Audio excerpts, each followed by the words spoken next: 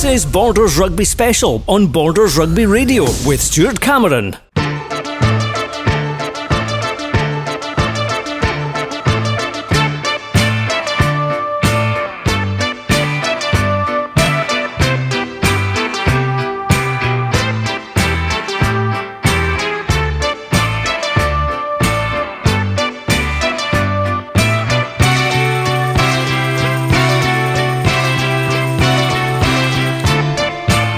Hello and welcome to Poynder Park for this week's Borders Rugby Special. I'm Stuart Cameron. For the next 3 hours we'll bring you the latest score updates and live commentary from our feature match today between top of the table Kelso and third place Melrose in National 1. A game that we've all been looking forward to for a very long time. There's 6 points between the two teams, with Ayr 3 points behind Kelso in second place. And the big three at the top have 5 games to play, with the prize a place in the Premiership next season. So let's start off with a chat I had with the two coaches earlier on. We'll hear from Melrose head coach Bert Griggs shortly, but first I caught up with the Kelso Director of Rugby, and that is Neil Hinnigan.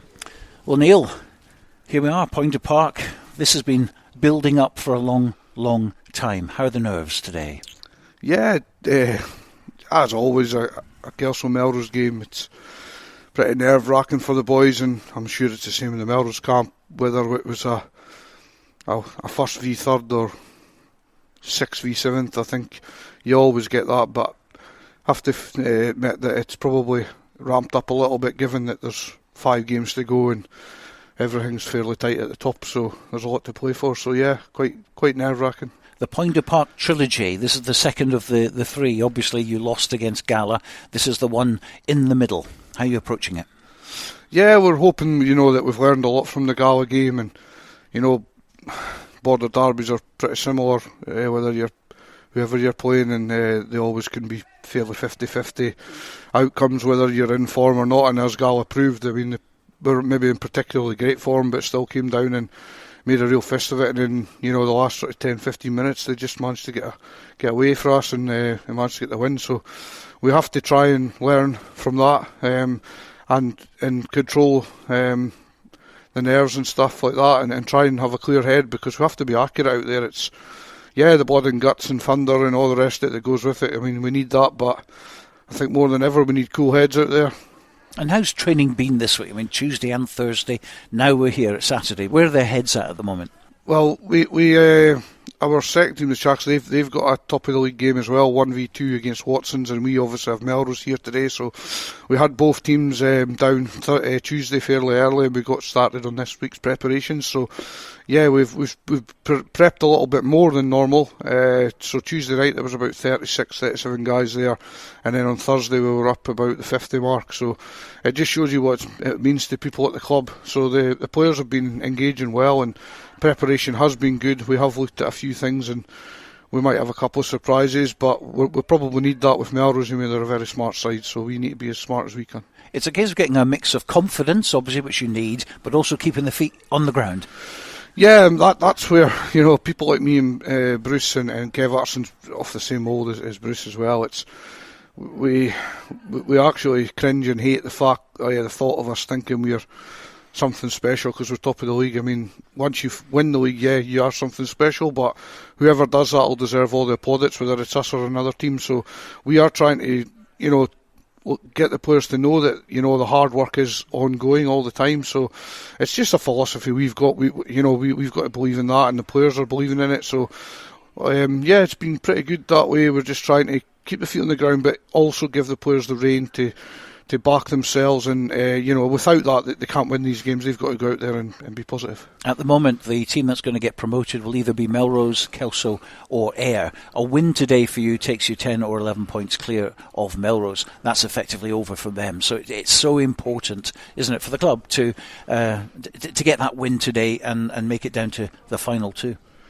Yeah, it's vitally important. I mean, if we lose today, then we've still got a chance, but we're really going to have to do it the hard way. So, avoiding defeat today would put us in a very strong position, and then it puts more pressure on Ayr, obviously. So, yeah, I mean, it's vitally important that we do win. Ayr, of course, have 4 away games out of their 5, including having to come here and to Netherdale. So certainly on paper, they've got the harder job. Yeah, potentially they do. I think everybody's got a fairly toughish run, and maybe Melrose have got if once they get today over with, I think Melrose have got a better running. But they'll know that they have to win today to do that. So yeah, if they do that, then I would say Melrose have actually given themselves a fair good chance of getting in there. They're having a shot at it. So yeah, just what you've been saying, it is that final line. It's been a long time at this club for this kind of scenario, having a team at the top end of the table. Memorably, for years, it's been a struggle at the end of the season, getting boys back, farmers and all this kind of stuff. Now it's something a little bit different. You're tasting a wee bit of success, and that's good. Outside of the players, into kind of the committee and the guys who've been around the club for a long time, how are they seeing this? Yeah, they're fully supportive. There's lots of varied opinions in the club, and I think every Border club will have people from different generations, and they have their own ideas, and they gauge success on different things, and you've got to respect all their opinions. And we actually have a fairly good support behind the scenes, and they work incredibly hard at Kelso to try and fund the prices of buses, heating, lights, physios. I mean, it's astronomical nowadays. So the hard work, they have to match our hard work, and we have to match theirs, and we try and stick as one identity, everyone together. And so far, it's been working really well. Now, looking at your team, some old heads in there, Bruce McNeil, obviously, Andy Tate, Murray Hastie on the bench, a calming influence on the youngsters in the team, or do they actually need that? Because they haven't experienced anything like this before, people like Dwayne Patterson. Yeah, I think particularly the really younger guys, they just seem to be oblivious to how this actually is, and how it plays out and everything. So that's actually really, really easy to handle. You just point them in the right direction, tell them to do the things they need to do, and I actually find that the coaches have an easier time with the younger they are, the better for us. We're playing at this end of the table, whereas the older guys are dealing with more pressure because of, as you've already said, we've never been here before. So, but Bruce has obviously been around the block a few times. Grant Shields is there, as you say, Murray Hastie, Frankie. They've played at higher levels and different things, so they bring that on their own. So that does help the youngsters, undoubtedly. And what about discipline? Because it's so important to keep 15 players on the park today. Yeah, discipline's, it's been a slight problem for us. I mean, touchwood so far, not a red card this season, but we've had a good few yellows, and like our last 2 games were 2 yellows against Dundee, 2 yellows against Stirling. Games we've dominated from minute 1 to minute 80, really, in general. So that's frustrating, and they've been really avoidable ones. So today we just can't afford to do that. Melrose will take full advantage. If they're down to 14, they're one of the best teams, or if not the best team in the league for exploiting ill discipline. So we've got to be sharp on that. We wish you luck. Thanks, Stuart. Well, let's bring in Bert Grigg, Melrose head coach. Biggest game of the season. Yeah, definitely, especially in the context of the league. Like I said in my preview, it's our last time to play one of the 2 teams ahead of us and actually have an impact on the league. So, yeah, it doesn't get much bigger than today. Now, after the defeat at home to Ayr, the heads were definitely down. Since then, you've gone on a really good winning streak, and I suppose the pressure's been off, so much so that you're back in the mix. Yeah, I wouldn't say the pressure was off, especially as us as a collective, maybe on the outside, but it certainly wasn't a case of down in tools and just giving up, and we've seen that with the results we've gotten, not pretty wins, especially even our Border League game up at Peebles. They're not pretty wins, but the boys are still finding ways to win, and it comes down to a bit of heart and a bit of want, and I think that's the biggest difference since that Ayr defeat. We've matured a little bit since then and seem to be able to find ways to win these games. And a win today, you can get within a point, possibly. Yeah, possibly. It's we've got to go out and get the result. A 5 point and nothing for Kelso would be lovely, but realistically, we've just got to aim for the win today, and that's got to be our number one objective. And then still, we've got to hope that results elsewhere go our way. We've still got some tough games. Highland at home next week, Gala the following week. They're not given games, that's for sure, especially that Gala game, as we know. So look, we're just taking it one game at a time in terms of that, and we'll keep ourselves in the hunt. It's been very interesting watching Kelso perform this season. At the start, they've been kind of racing away, getting a lot of points, and then not so good in the back end of the match. Is that something you've kind of targeted? Yeah, I think just watching them, I think I'm kind of jealous of them a little bit, is the consistency in their squads. Like they've not had to make wholesale changes an awful lot, and I think that's definitely benefited them, and they've got a good mix of experience and youth in there that's really helping them. But yeah, I think we've probably got a similar squad, to be honest. A good experience of youth and experience, and it's going to certainly help us drive on the pitch today. No 3G today. It's pretty heavy out there at the moment. It's been raining as well. I think it'll be dry by kick-off, but a little bit clammy, I would say. How are your boys going to react to that? Well, funnily enough, we learnt a bit of a lesson from the Peebles game, so we actually trained out on grass on Thursday night just to prepare ourselves a little bit for that mud and a bit of dirt. So I think that's going to help us a bit mentally and just sharpen our focus, and probably prove to the boys that we can still play our 3G style of play on grass as well, which we've been guilty of,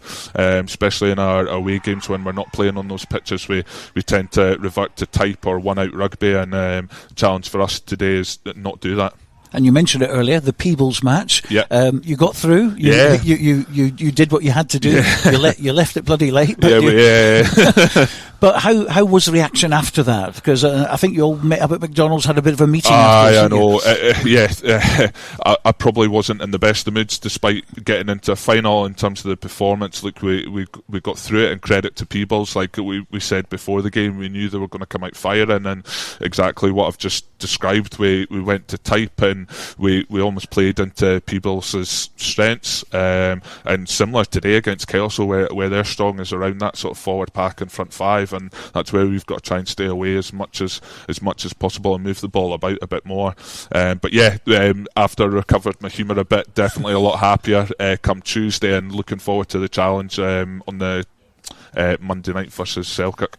But in a way, it was kind of like a real wake-up call, wasn't it? Which would certainly have sharpened the minds. Yeah, certainly. Definitely was, and I think we've had a few occasions of that this season, and it's how we learn from those games and learn from those errors. So I'm hoping that's our biggest one, is that we can't get into an arm wrestle. We've seen in the first 10 minutes against Peebles, when we moved the ball, we were cutting them to shreds, and after that we just stopped for some reason, and it wasn't a case of our messaging changing. It was just the attitude on the night. We just didn't play the style that we should have been playing. What about up front today? Because that's a pretty impressive looking pack you've got. Yeah. Kelso similarly. Yeah, I think, if I'm honest, I think that's where it's really going to be a win and loss today. I know that's the old rugby cliche, but Kelso really pride themselves on that scrum and line out, and they'll look to really put themselves in the right positions to take advantage of that. And I think a big challenge for us today is actually disrupt it. We had a bit of it was a couple of scrums last week against Biggar when we were down to 14 men.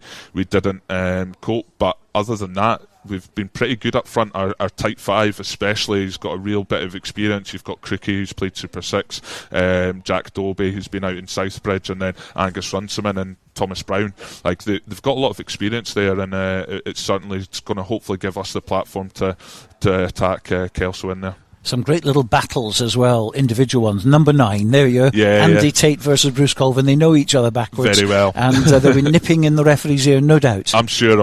They're both experienced, both ex-captains and stuff as well, so they certainly know the game, and what scrum half doesn't nip at the ref. So, yeah, I'm sure the two of them will have plenty to say to each other. It's a requirement, isn't it? Obviously, yeah. Now, interestingly enough as well, and I mentioned this to Neil as well, keeping 15 players on the park, absolutely vital today. Yeah. Easier said than done. Yeah, definitely. And I mean, we got a yellow card and a red card last week, so which was rescinded. It was rescinded, expunged, which is the only red card we've not appealed this year. So that was a bit of an interesting finding. But look, it's a good thing. Connor's able to play again today, and he's really becoming strength to strength. But yeah, discipline's key, and it goes back to that. Look, Kelso want to be 5 metres out from our try line, so they can get that driving maul going. So we've got to be squeaky clean in the middle of the pitch to make sure that they don't get down into those areas. And just finally, looking at the team sheet, 22 players out there, 20 homegrown. Yeah, there's a lot of homegrown boys. It's really good to see. I mean, I think the club prides itself on that, and a good mixture. The Will Ferry that's came in, he's really hit the ground running. He's become one of the boys he's been one of our best players this year. So it's a good balance of having those, and a good balance of boys that really know what it means to play for the club and want to play for the club. But then those not outsiders as such, but guys not from Melrose, they've come in and bought into that as well, and there's a real bit of passion shown from them. Well, it's building up nicely. We wish you the best of luck. Oh, thank you very much. Cheers. Well, let's bring in Robin Purdie now. He'll be commentating along with Dale Clancy in this game at 3 o'clock. Mouth-watering clash, isn't it? We've been looking forward to this for a long time. Oh, you've taken the words right out my mouth, Stuart. We have had this marked on the calendar for a number of weeks. This is a big, big game today, and people are just starting to filter out the bar and into the stand, and yeah, there's a real sort of air of anticipation around the place. You've heard what Neil and Bert have had to say today. What's your own take on that? Yeah, well, first of all, I like the cut of both of those individuals, Jib, and I think they spoke well. They touched upon the right areas in relation to this game. Discipline is going to be massive. Some of the matchups, just to touch on discipline and remind people potentially that this is games in this league have no assistant referees. There are players on both sides who you'd class as almost the masters of playing with no assistant referees. And yeah, this could get feisty this afternoon. Kelso are at home, top of the table. They should start with as favourites. Do you see that as well? Oh, I think it's really hard to say. If I was a betting man, I'd be struggling with this one. If Kelso had put Gala away here a few weeks ago, I would have been a bit more confident in Kelso's favour, but Melrose can win today. I think it'll be tight, irrespective of how it actually goes. Obviously, bonus points potentially are going to be crucial at this time of year, or this time of the season. It's too hard to call, to be honest. I like the look of both teams. Runciman's now back in the Melrose pack. I'd said, rightly or wrongly, early in the season that I didn't believe that Melrose had the strongest pack, but that was at a time when it was thought that Runciman was going to be out for the whole season. They have a very different look when he comes in, and I've got to say that Tam Brown in the second row as well, he's looked like a different player since he's come back from Selkirk. Well, I mentioned to both of them as well about Kelso this season have started off really well. Again, last week they had the try-bonus wrapped up at Stirling County before half-time, but not so great at finishing. They've had sort of poor last 20 minutes. We saw it down at Inverleith as well when we had the programme at Stuart's Melville earlier in the season. 4 very quick tries and then letting the other team back into it. That's something that they really have to address today. Yeah, it's going to need. They're going to need to play right to the end anyway. That's for sure against this particular Melrose outfit. But I think if I was a coach, if I was Kev Utterson, for example, I'd be happy enough if every time we went on the park we had the 4 try bonus in the bag after half an hour. I think with that in mind, last week was a real big statement from Kelso up at Bridgehaw there at Stirling. I imagine that Ayr and Melrose were looking at that trip. The weather was manky. I think they'd be looking at that trip saying, there's a potential banana skin. Half an hour gone, in fact 25 minutes gone, bonus point in the bag for Kelso. And I think that potentially put the pressure on the other 2 teams who subsequently almost struggled to get the 5 points that they needed. 5 games to play for the 3 top teams. Who's your money on at the moment? Because I can't call it at all. It's tough to call. If Kelso had, this season's almost like a carbon copy of last season in this division. There's 3 teams at the top that can still win. There's 4 or 5 games to go. There's a 4th team in this argument, by the way, which I'll come on to in just a second. But Kelso are like Galloway last season. They've got the big teams to play at home. Now, is that a good thing or is that a bad thing? Will the pressure come on? We'll see. A lot of that will be determined by what happens here today. But as I say, can Gala still win the league? No, in all reality they can't. Are they going to have a massive say in who does? I think they will. Absolutely. Well, after the break we're going to be taking a look at the other local fixtures going on today, because it's not just here at Poynder Park. Based in Galashiels but covering the whole region and beyond, Borders Mortgage Hub is your one-stop shop for all things mortgage related in the Borders. Visit us at bordersmortgagehub.com or call us on 01896 807 008. That's 01896 807 008. Borders Mortgage Hub. Mortgages for the Borders in the Borders. Hi, Nicky Walker here, Curriculum Manager for Borders College Sport. Are you passionate about sport? If so, then look out for the return of our Borders College rugby, football and hockey courses in early 2023. Borders College, regionally focused, globally engaged. To commemorate the 7th anniversary of the opening of the Borders Railway, an 8 DVD box set is now available featuring the complete series Borders Railway from start to finish, plus the full hour-and-a-half documentary 5 Years On, which examines the possibility of an extension to Carlisle, plus extra features including a cab journey along the entire Borders Railway, all for the special price of just £14.99, including post and packing. You can get your copy direct from hotdisc.co.uk/shop. That's hotdisc.co.uk/shop. The 8 DVD box set is available now. You've tuned at an affordable price. Up here in a You Tackle the Ball, We'll Tackle the Weather. For when the heavens open. Borders Rugby TV's charity partner Evie's Baton Journey is having a ball on March the 25th at Springwood Park, Kelso. Tickets and sponsorship details are now available on the official Facebook page, which you can visit from bordersrugby.net. Evie's having a ball, March the 25th, Springwood Park, Kelso. This is Yes, welcome back. We're just over half an hour away from kick-off in today's big match in National 1 between Kelso and Melrose. But let's turn our attention to the other matches involving Borders sides being played today.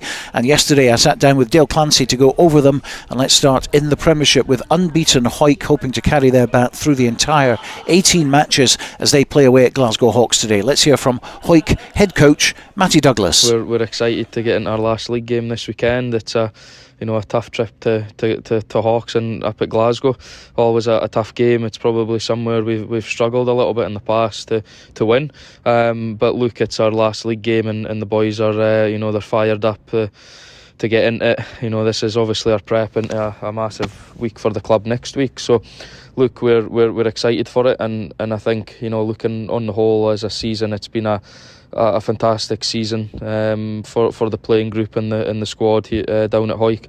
I think to do what we've done in terms of staying unbeaten at home, to finish the top of the table for the first time in 20 odd years, and also we have a chance on Saturday to actually finish the league campaign unbeaten, which would be a huge achievement for the players. They've put in a massive amount of work, so they deserve it. They've worked extremely hard, some players harder than others to work and to get their sell into the team. So it's a game on Saturday we're definitely looking forward to.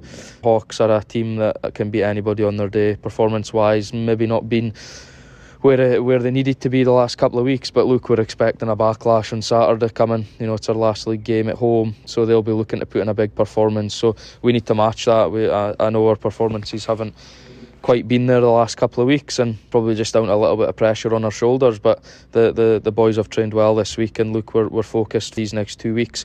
This is a massive sort of prep going into Mar next weekend, as Mar they've not played in 3 or 4 weeks, so we need to be ready to go come next week. But first and foremost, the challenge is Hawks on Saturday, and to finish the league campaign unbeaten, that's definitely at the front of the mind this week. And the added incentive, if we win as well, then that'll be the most ever wins in concession on the Bill McLaren Shield, so that would be a fitting end to the season as well. So look, we're under no illusion it'll be a massive test, but again we're excited for it. There's a real buzz around the club, and there's definitely a good feeling going into these next couple of weeks, and we need that. We need to be confident.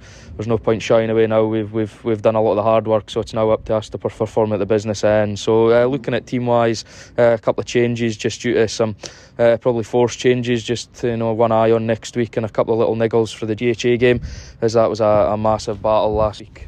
Credit to GHA, they put up a huge fight, and obviously we wish them all the best in that one next year, and hopefully we can see them bounce straight back up. But Team news wise, front row is Sean Muir, Fraser Rennick, Rudy McLeod. In the middle row is Sean Fairbairn and Connor Sutherland. Back row of Stuart Graham, Callum Rennick and Jay Linton. Back line is Gareth Welsh at 9, Kyle Brunton at 10. In the centres we have Ethan Riley and Andrew Mitchell, and a back three of Ronan McKean, Charlie Welsh and Kirk Ford.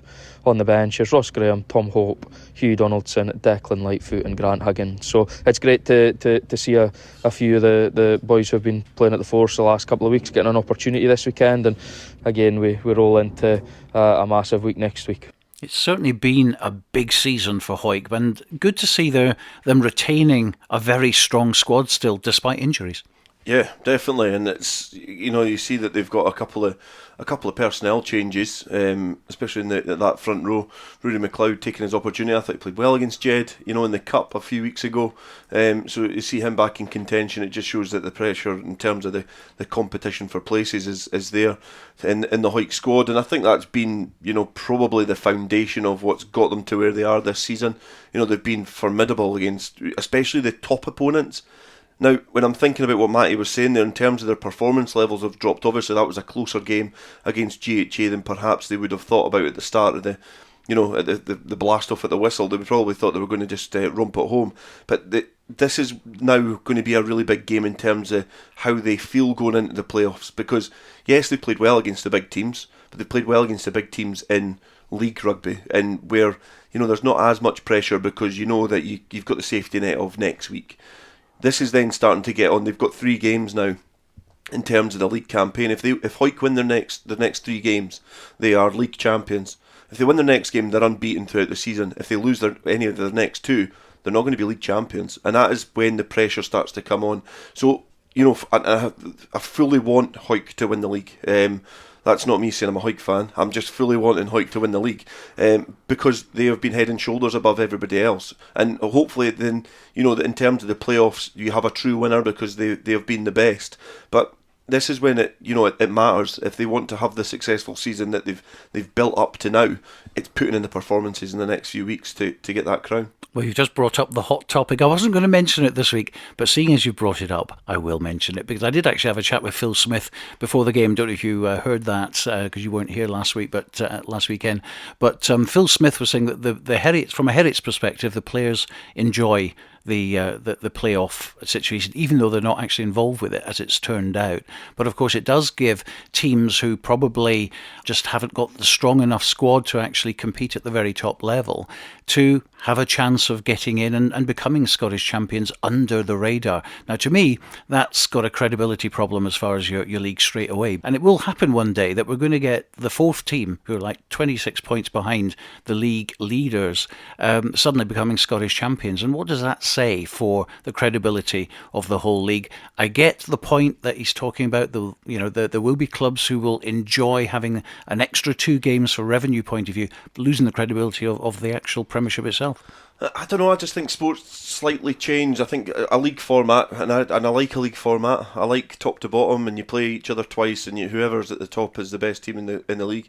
Everybody's aware of that, but I just think there's that added pressure to really prove that you're the best team by going into a different environment after the league. I think it does for a neutral. For me, watching it, you know, watching Hawick versus Mar last year in the semi-final was Hawick's chance to perhaps get to the final, to have a shot at being the champions, because Hawick finished that, they would have finished 3rd because they played the team in 2nd at the time were Mar. Mar then went on to win the league against Currie, who had went the whole season pretty much unbeaten. You know, they lost against Hawick in the first game, then went unbeaten until they met Mar. Now, I don't think that reduces the credibility, because the spectacle that it was brilliant. You know, Mar's support, they had their one day in the spotlight that they've building up for years and years and years. And if the league had finished a few weeks before, they wouldn't have had that.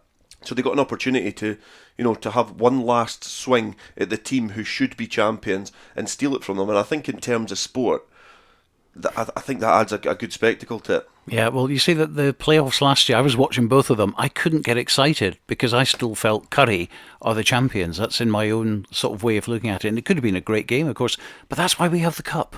We have a cup, we have a knockout, which happens probably in March. And that's when you do your knockout rugby. But I'm probably then the other side now, because I just think the Scottish Cup that is in the format it is now is in any way, shape or form that really captivating, because they've diluted it and changed it and swapped it and mixed it about for years and years and years, which you think of any other historic cup that you've got in your head just now, you're probably thinking you like that because it's had continuity, it's had a little bit of, it's sustained in terms of the calendar.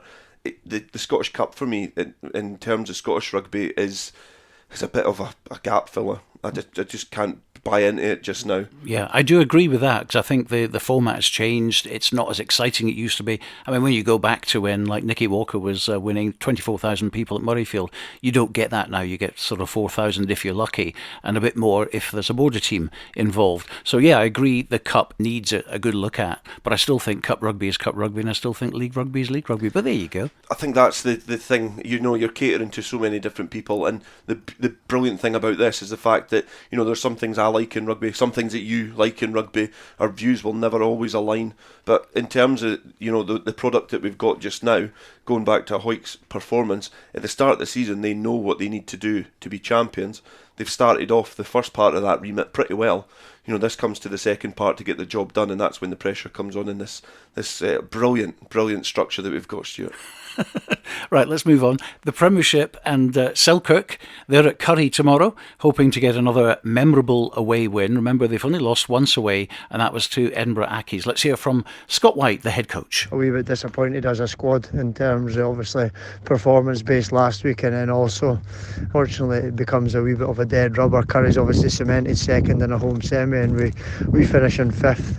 But look, as we've said to the boys, there's still plenty to play for. We've obviously got the Border League final now, which was obviously confirmed as Monday the 20th of March against Melrose, and then we obviously come into the second round of the Cup, which is on the 25th of March against Musselburgh. So it's about us as coaches, the squad and stuff, and pulling some energy back into the squad.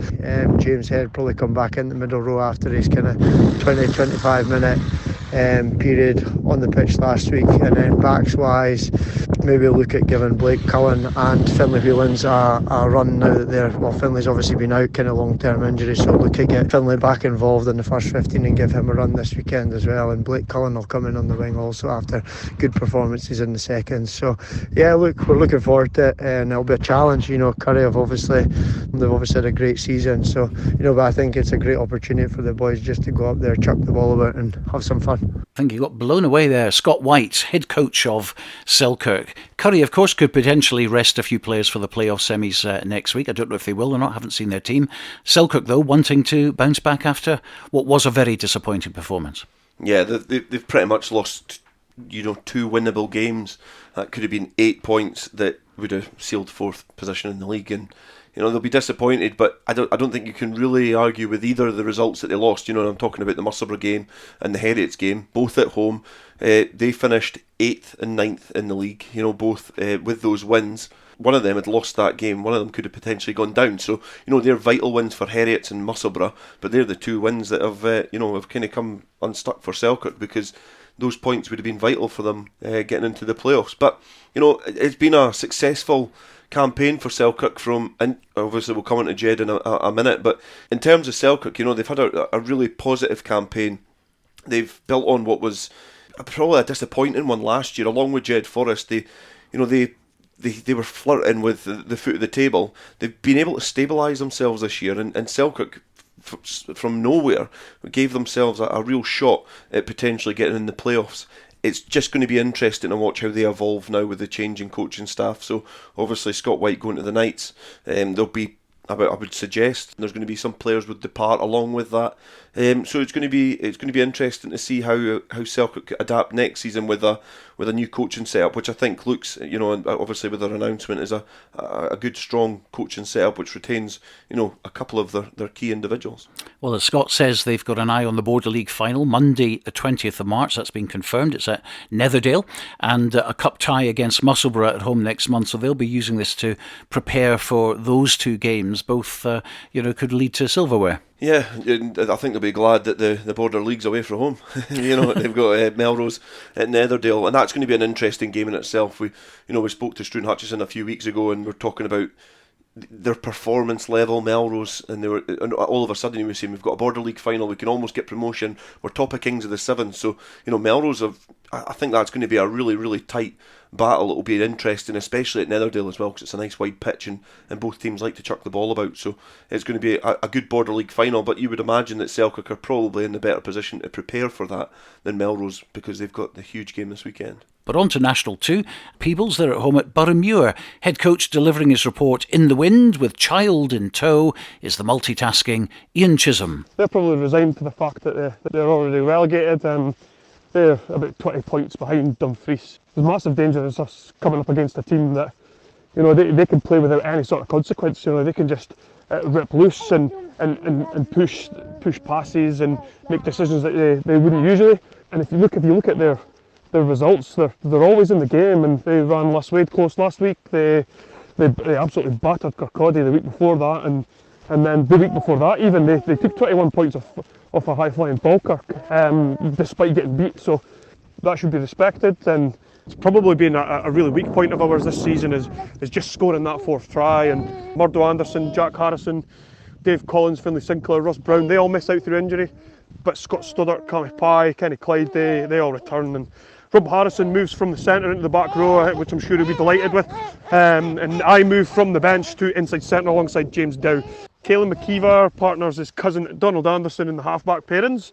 And Buster Davidson and Neil Pate, they keep their starting spot after really solid defensive and attacking performances against Accies last week. I really loved their ambition to play and their ambition to keep the ball alive in those wide channels. And same starting front row as last weekend with John Gray, John Napier, Lewis Copeland, and these guys are the future of the club, and they're learning all the time from Willie Aitken and Neil Hogarth, as well as guided on a lot of forward play by our forwards coach Graham Patterson. Sean Brotherston keeps his place in the second row. He's really impressed me with his all-round engagement, particularly what he's doing off the field. He's asking questions. He partners with Cammy Pye because Ross Brown he's got a muscle injury, so it's good to have Cammy back involved after a couple of weeks off. Bench, we are back to our usual 4 forwards and 0 back split, and we've just had to get used to that, and it is what it is. Willie Aitken and Neil Hogarth, they, like fine wines, they'll impact off the bench with Kenny Clyde. He's back on shore after being away on the rigs for a wee while. Evan McKeever makes up the last spot on the bench, and we're hoping for a 5-point win, and we can chip away at this league. Wonderful stuff. There about that. You've got this all to come, of course, haven't you? Yeah, I just wish that Ian actually gave Greg Rayburn the microphone there. We could hear him chittering away in the background. But, again, it's a great win for Peebles last week on the road. Glasgow Accies, a team that were flying really high. They've kind of, hit a few stumbling blocks in recent weeks. But I just like the way Ian Chisholm speaks with so much enthusiasm, and I was speaking to Greg Rayburn earlier on today, and he is saying exactly the same thing. He's been having conversations with them, speaking about what they're trying to do next year, and for me, being a Peebles supporter, I was a bit nervous because of the vacancies that were available in the Borders, but it does sound like he's looking to stay, which I think, in terms of Peebles, and if they have any aspirations of pushing on, I think he's a big part of that to push on, for that club, because he has got a really good rugby brain. I think the players buy into the culture, they buy into the direction of the club. So and he's saying with confidence there they want another 5-point win so they can chip away at the league and see what happens, because obviously only one team goes up, and they're a bit away from that. But anything can happen. Berwick certainly want to produce last week's form on the road tomorrow against a Kirkcaldy team that dropped from 5th to 9th in 1 week last week and into that relegation zone of 5 teams. So what does Berwick head coach Colin Young think about this one? Well, much the same squad as last weekend, pretty much unchanged. But what we do need to do is start winning away from home. We have picked up a couple of victories away from home this season, but probably not enough. This weekend really need to go for it. I think it'll be a good open game. That's the way we'll be looking to play it. Down at Berwick, Cody looked like they wanted to throw it around earlier on in the season also. So here's to a decent game of attacking rugby. 62 points last week for Berwick, more or less the same squad, and they know a win at Kirkcaldy will take them further away from that drop zone. Absolutely vital for them. Yeah, I think this is a big game. Looking at the league, 5 teams go down, and Kirkcaldy, as you mentioned before, we heard from Colin Young. Kirkcaldy fell into that trapdoor after last weekend, but they've got 2 games in hand, and a win here, a 5-point win, tucks them alongside Berwick, and they'll be wanting to make sure they keep them at an arm's length. So any sort of points, I think, on the road here against Kirkcaldy will give them a real chance of staying in that little truncated part in the middle of the league to make sure that they maintain their position, as high as possible for next season. Kirkcaldy, they can turn it on. They've got performances in them, especially at home. So it's going to be a difficult game, but you look at how tight that league is there. You would say that the bottom 3, Hamilton, Cartha and Boroughmuir, they're down. But then you've got anybody from Kirkcaldy, Dumfries, Lass Wade, Preston Lodge, Berwick.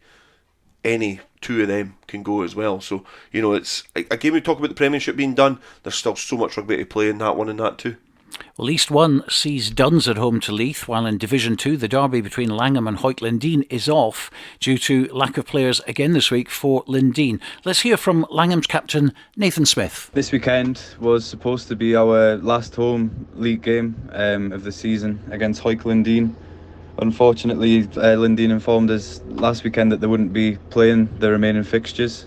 Very disappointing for us. It's one that we look for in the fixture list every year. Hoyt Lindeen home and away, it's our nearest rivals, and it's one of the biggest days at our club, so really disappointed that they won't be making the trip down, especially with the season that we've had. Obviously managing to secure the league win against Dalkeith, it would have been nice to have the opportunity just to finish the job off at home this weekend. But we put some messages out last week, and Annan have came back and they're sending a team over, so we've still got a game this weekend. Give the boys that last run out at home in front of a good home crowd, we're hoping. It's been a great few weeks since that Dalkeith game. Obviously the celebrations that night went on well into the night, and probably the next day. Just amazing to finally do it. We've been at it for a few years now and come close, but to finally do it's been great. A few of us went up to the minis training on the next Tuesday, and it's showing them what it's all about to come up into the first team and hopefully give them some inspiration and show that the first team is a winning team. And just walking around the town, people shaking your hand for your achievements and stuff like that, it's a real buzz. So hopefully going up next year the buzz continues, and I know there's a few of the young lads keen to come up and start training with us, so no, it's been amazing. Obviously a disappointment for the Langham players there who wanted to turn this into a bit of a party this weekend. They do have a match against Annan anyway, which is good news. And good to hear the good feeling in the town as a result of them winning the championship, inspiring the youngsters. Yeah, definitely. They came so close last year in what was a huge year for their club. They're such a historic club in terms of Borders rugby. They've had a long history in Borders rugby and find themselves in an unfortunate position. If you look at it in terms of the league pyramids, they're a bit further down. But it's great that they got that success this year and they've been able to get promotion and had a really good campaign. And I get the disappointment from Nathan Smith there. I know that it's disappointing that game can't be fulfilled, but we know the troubles that you get to when you get a little bit further down the leagues, how hard it is to sustain a team, and especially sustain a team that have been playing towards the end of the table for most of the season, and that probably compounds the reasons as to why they can't fulfil it. But great feeling, great that they've been going and getting themselves involved in the junior section and the feel good factor around the town. It's nice to see that people are congratulating them for eventually managing to get that promotion, and well done to them. Well, Lindeen clearly going through a hard time at the moment, as you mentioned, so we asked the club's Gary Alexander to bring us up to date with matters off the pitch. It's very disappointing that we're not making the journey down to Milltown this Saturday. Injuries have really taken their toll. We're now up to 10 long-term injuries, resulting in us no being in a position to fulfil last Saturday's match at Dalkeith or this weekend at Langham. The position, it's gotten so bad we couldn't see a way of playing either game, even at a later point. However, the SRU have been extremely helpful, and I know individuals within the club have been working extremely hard for the past week and more to try and find a way of possibly playing one or both of the games. It's been a really tough season for us, as I've mentioned before, and to be honest, it's absolutely gutting to be in the position that we are, for ourselves obviously, but also because, we feel for our opponents. we didn't want to be letting them down. They both made the journey to the volunteer this season, and we well know how vital bar revenue etc. is in the current times more than ever. I simply didn't know at this stage how things will unravel, but we've certainly not given up hope of taking it to the field again this season before regrouping for 2023-24. Gary Alexander, and they're obviously as gutted as anyone else not to be able to fulfil this fixture, but they're trying to get it played for sure. But it does bring into the focus again the difficulty in trying to put out several teams in the town. I mean, there's obviously Hawick, there's Hawick Force, Hawick Harlequins, Hawick Lundeen. Yeah, I remember years ago when I think it was when Hawick Quins were in the final at Murrayfield, was it not? Deke Armstrong. I remember having a conversation with him after the game, and when we were talking about it, I was saying the same, because I'm as confused as anybody until you get into Hawick and the clubs and you see the history that everybody is very proud of their own club, and so they should be. But obviously in current times, there's probably a different way that people could do it in terms of that town, and if it all came together, there'd be a huge force in terms of Scottish rugby. But well, they are just now in terms of Hawick. But it's a shame to see the other teams, not being able to sustain it, and there's maybe not a place for all of those clubs in the town. However, I do like how transparent that was, to explain the current position that they're in. They want to try and get the games fulfilled before next season comes anyway. But I dare say I bet a few of those players go down to Milltown to put some money over the bar this weekend, because if one thing that all rugby clubs are good at, they're good at rugby etiquette. They know how to behave, and I'm sure that a lot of the Quins players will be going down and drinking with the Langham boys and wishing them success. Into East 3 then, and a cracker in prospect. Top of the table, Edinburgh Northern at home to second placed, unbeaten in the league, Hawick Harlequins. We spoke to Quins captain Adam Hall. Yeah, we're all really looking forward to the game this weekend up in Edinburgh. It's sure to be a big one against Edinburgh Northern, who've clearly been one of the better sides in the league this year, winning all their games bar the one against us in Hawick, where we put in one of our better performances of the season. So we're certainly expecting a tougher game up in Edinburgh. It's kind of been a running theme for us that we've got a few unavailable for this weekend away from home, but still really positive that we're putting out a really strong squad that we think is capable of winning this game. We're welcoming a good few players back that missed last week's trip to Gala. So Gav Douglas has been out for a little while, experienced standoff. He's coming back in. We're hoping that Ross Aitken, another experienced centre, is going to be fit for this weekend. And Liam Smith, another back that missed last weekend, is coming back into the squad. Neil Anderson's been out with a hamstring strain for a couple of weeks, so he's a good player to have back in at scrum half. And his brother also missed last weekend and is back in the pack. Ross Nichol, one that missed last week's game with illness, comes back in, and he's raring to go. So on the whole, it's a really strong squad that we think's more than capable of getting a result up in Edinburgh, and we're just trying to relish the fact that it's a really big game and certainly potentially a league decider. We're looking forward to it. Yeah, it's a big game in terms of the league, because there's obviously a bit of a disparity in terms of the games that they've played, but there's a realistic opportunity that Hawick could get top of the pile, and it's a huge game. I think if they lose against Edinburgh Northern, then the realistic chances of being able to get promotion are gone. But certainly this gives them a good chance. And in the Quins team, there's a lot of experience, a lot of players that have played throughout, different Hawick clubs. Some for the main Hawick team, some of the other teams as well. So they've got experience within the ranks, and it'll be a big weekend for them if they can get the win. Hawick Harlequins played 8, won 8. Edinburgh Northern played 11, won 10. So it's a wee bit deceptive looking at it. There's 15 points obviously between them, but of course, even if Hawick Harlequins do lose that, they've still got games that they can pick the points up on. So it's, but as you've said in the past, it's good to have money in the bank. Yeah, definitely. I think games in hand are always a bit of a nervous time, and 3 games in hand, you get bonus point wins for all of them, then you get your 15 points. But that's in dreamland if you're able to get them, and wins don't come cheap at any level of sport, because sometimes you get a little bit too complacent, and Quins have obviously put a good run of games together, not conceding a lot of points as well. 65 points is all they've conceded. So in terms of defensively, they're not leaking a lot of points or scoring a lot as well. So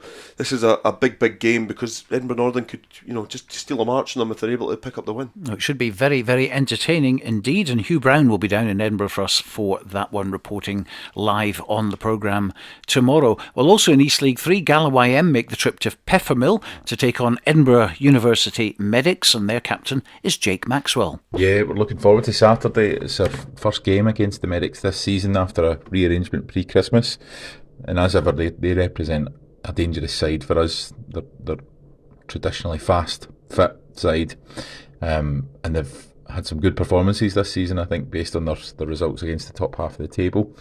So it will be a challenge, but I think we absolutely set down a marker last weekend against the Quins, a performance that was full of heart, very gutsy.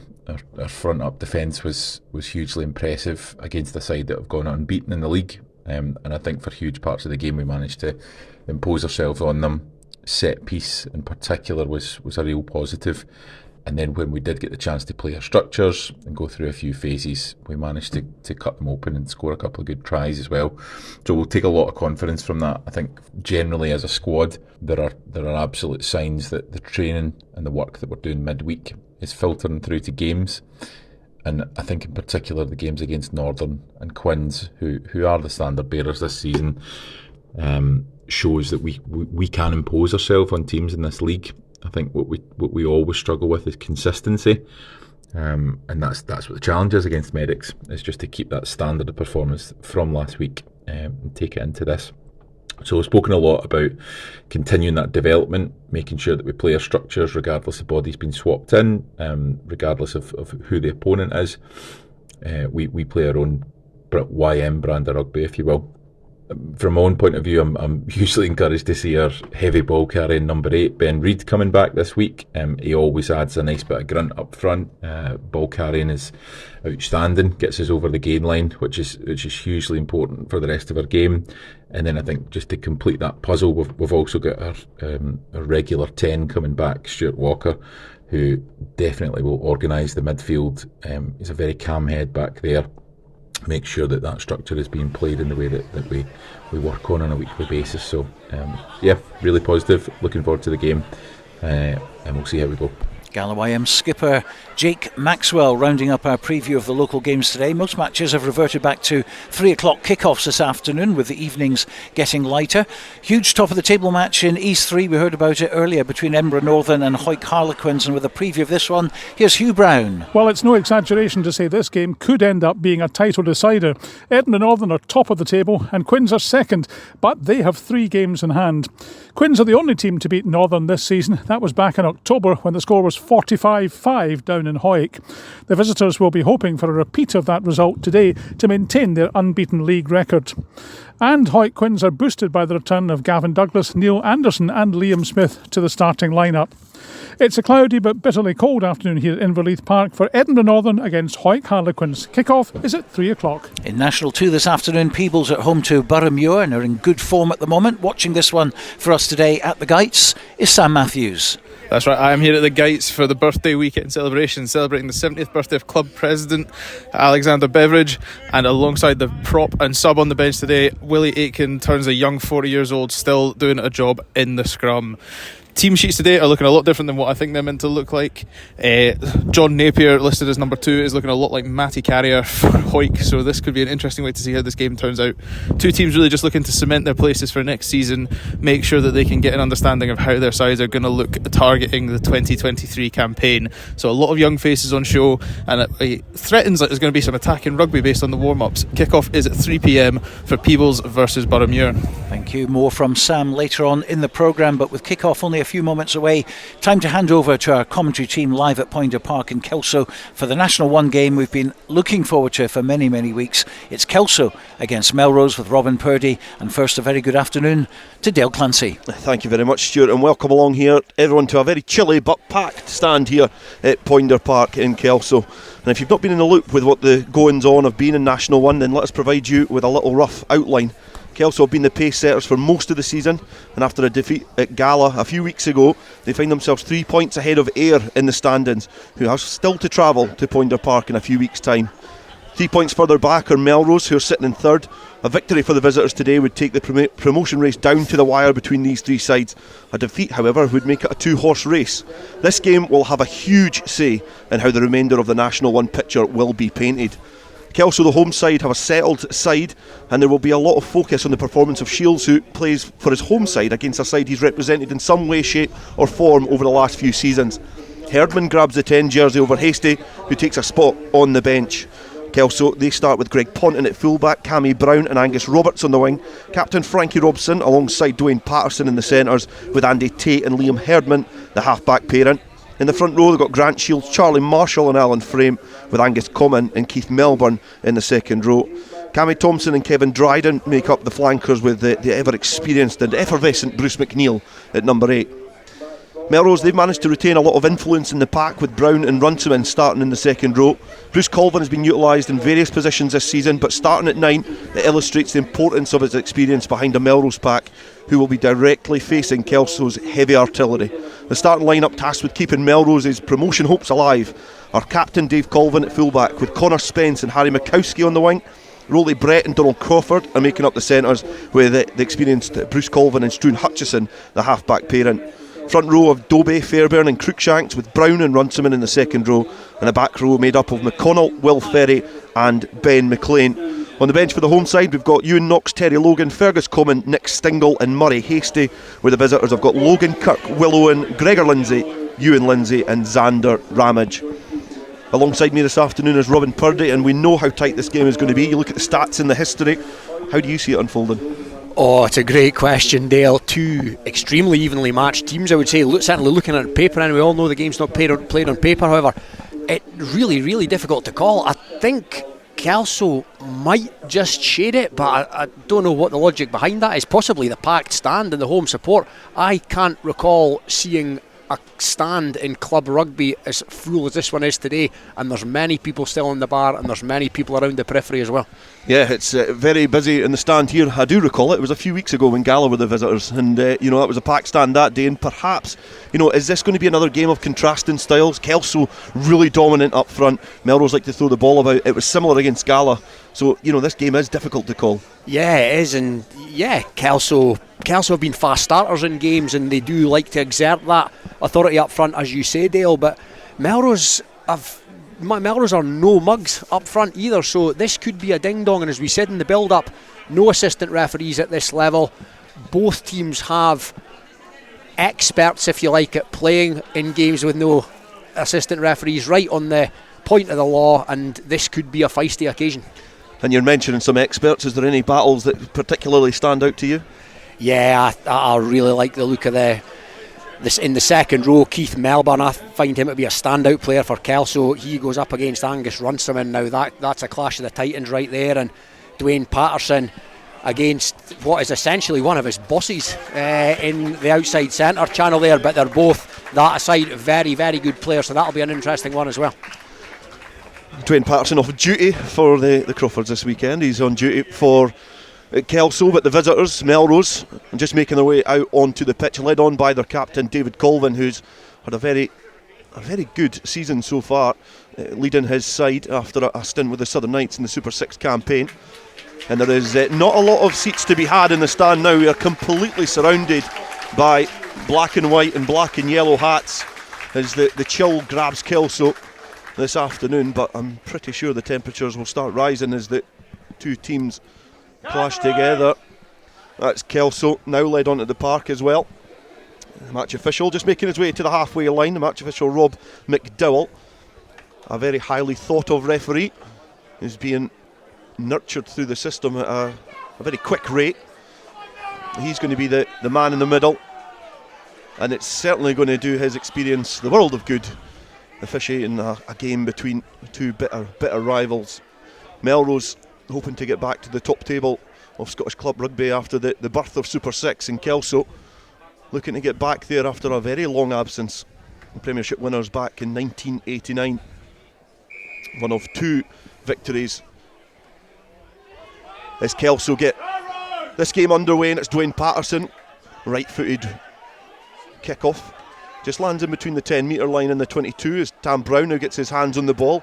He fires a pass to Struan Hutchison, who's perhaps just a little bit ahead of the ball there as he looked to gather that. It's a knock-on just outside the Melrose half, and that's the start that Kelso would have dreamed of. Yeah, they've certainly gained territory from that. Dale wasn't the most sympathetic of passes you could say from big Thomas Brown, and it was spilled by the highly accomplished Struan Hutchison. So yeah, first scrum of the afternoon. I think it's going to be a great battle at scrum time this afternoon. Yeah, it's going to be a really, really good game. It's going to be hotly contested up front. Two really good front rows. A Melrose pack that was tested a few weeks ago against Peebles when a very wet and soggy night at the Gates, but they came out on top in that battle as well. As the two packs clash together, Kelso dig the heels in and just drive it forward. It's now in the hands of Tate. He's found Robson, who's looking to just catapult himself into the Melrose defence. Players filter around, and the highly thought of Keith Melbourne is one of them, but he's been driven back over the 22. He's not able to break that gain line. Play slowed down slightly, but still on the 22 over on the far side here at Poynder Park opposite the stand. Andy Tate remonstrating with the referee to say that there's an infringement there. And it's been well defended by Melrose, deep in their own 22. They're able to isolate the Kelso runners and win the penalty. Yeah, and it was fairly comfortably defended by Melrose there after the initial thrust off the set move by Frankie Robson, who found a reasonably soft shoulder and made some pretty easy yards. But after that, Melrose defended that pretty well, and they looked pretty comfortable there. The kick downfield from Struan Hutchison just almost makes the 10-metre line in his own half. There's very little wind to speak of. As the assistant referee's flag over on the far side is raised high, but is not fluttering in any way, shape or form. Thrown to the line out for Melrose. They managed to hit their target. It's been gathered by Angus Runciman, and now the driving maul now trundling forward towards the halfway line. It's been a good 10 metres so far. Bruce Colvin just in behind there looking to use that blindside, does just that with Struan Hutchison stabbing a kick through, and now the race is on. Cammy Brown is having to run back into his own goal area to dot that down.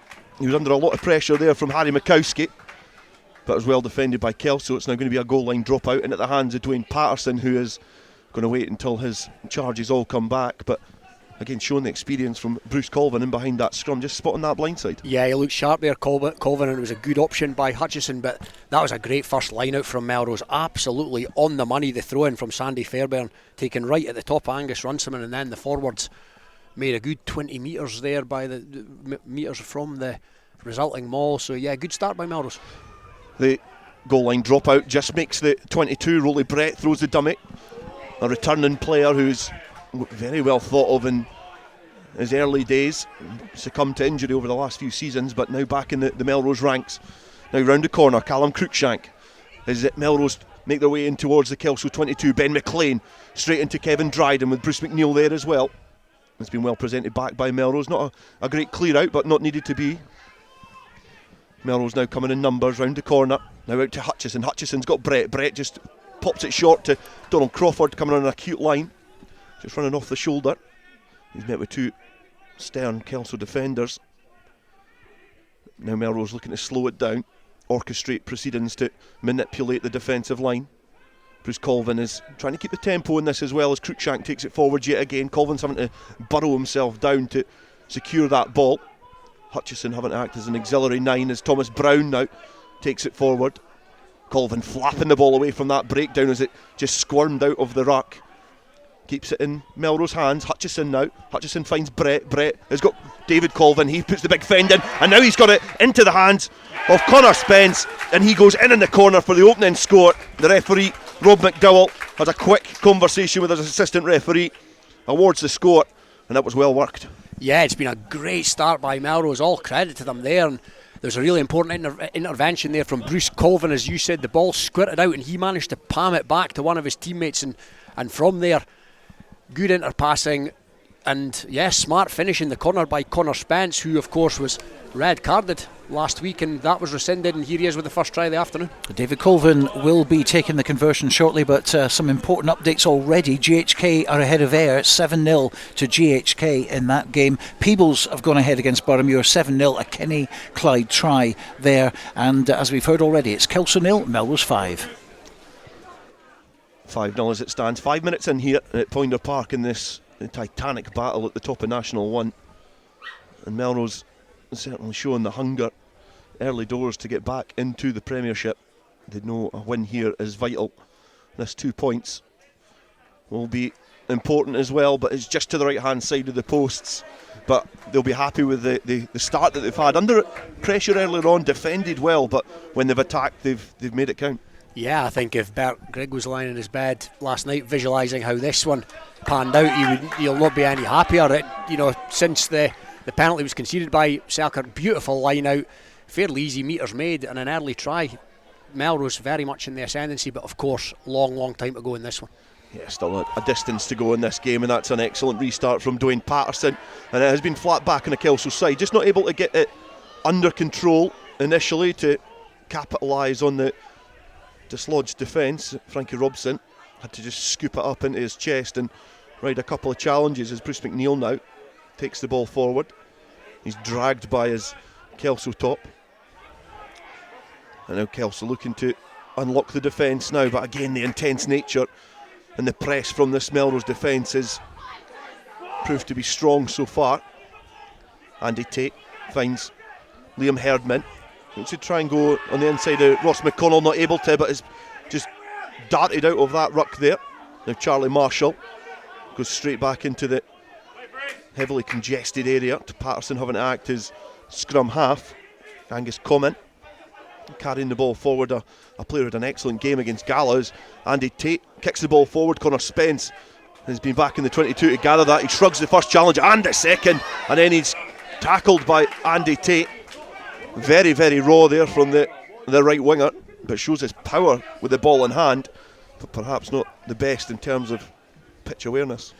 Yeah, he's had a good start, Connor Spence. He's not the most experienced player in the Melrose backline in terms of first team rugby anyway, but yeah, he'll be more than happy with how it's started for him, and he looks full of confidence as you'd expect from an early try. He looks like a very unorthodox winger. He's one of those awkward players, difficult to bring down, difficult to predict what he's going to do. It's difficult enough for me, but as a throw into the line out, Charlie Marshall hits his target. Keith Melbourne hoisted highest in the Kelso Mall, now crabs towards infield. Looks to try and break away, but it's been spoilt here by Melrose and defended very well. Herdman now finds Roberts off his wing, who's working hard. Now Frankie Robson tries to tidy up. He's got Bruce McNeil for some support. The Melrose players just throwing themselves into the breakdown, trying to spoil it and slow the pace down. Alan Frame receives a ball from Tate in the wider channels, almost ripped there by Runciman in contact, and Frankie Robson now just tucks it under his shoulder and goes direct. Kelso now centre field inside the Melrose 22. They're going to get the penalty there for not supporting the body weight as Melrose tried to jackal the ball back, and you would imagine here in terms of league points there's only really one decision here. Yeah, you'd have thought so, Dale, but I've been saying for a few weeks now that going for the points seems to have gotten a wee bit out of fashion, but no, Patterson's come forward here and he's going to take he's going to attempt at least to take the 3 that's on offer to him, and I think that's a smart move, to be honest. Yeah, in terms of that, obviously the missed kick from David Colvin for the try, this would make it a 2-point margin. 9 minutes gone here at Poynder Park. Dwayne Patterson lining up the penalty to get Kelso's first points of the afternoon. Kevin Utterson just taking this time to have a little conversation with Andy Tate. Observations that he's made early on in the game, just passing him on to his very experienced scrum half. And Dwayne Patterson right in front of the sticks, just inside the 22.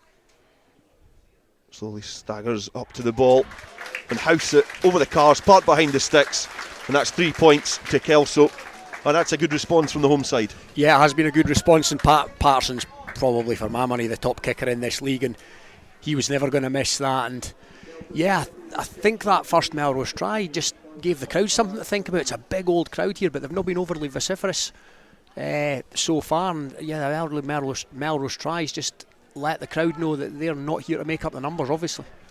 A kick downfield from Hutchison from the restart, goes into the Kelso 22. Expertly placed from Hutchison. Means that Kelso are going to have to either kick downfield or break a tackle. Bruce McNeil, 11 tries so far to his name this season.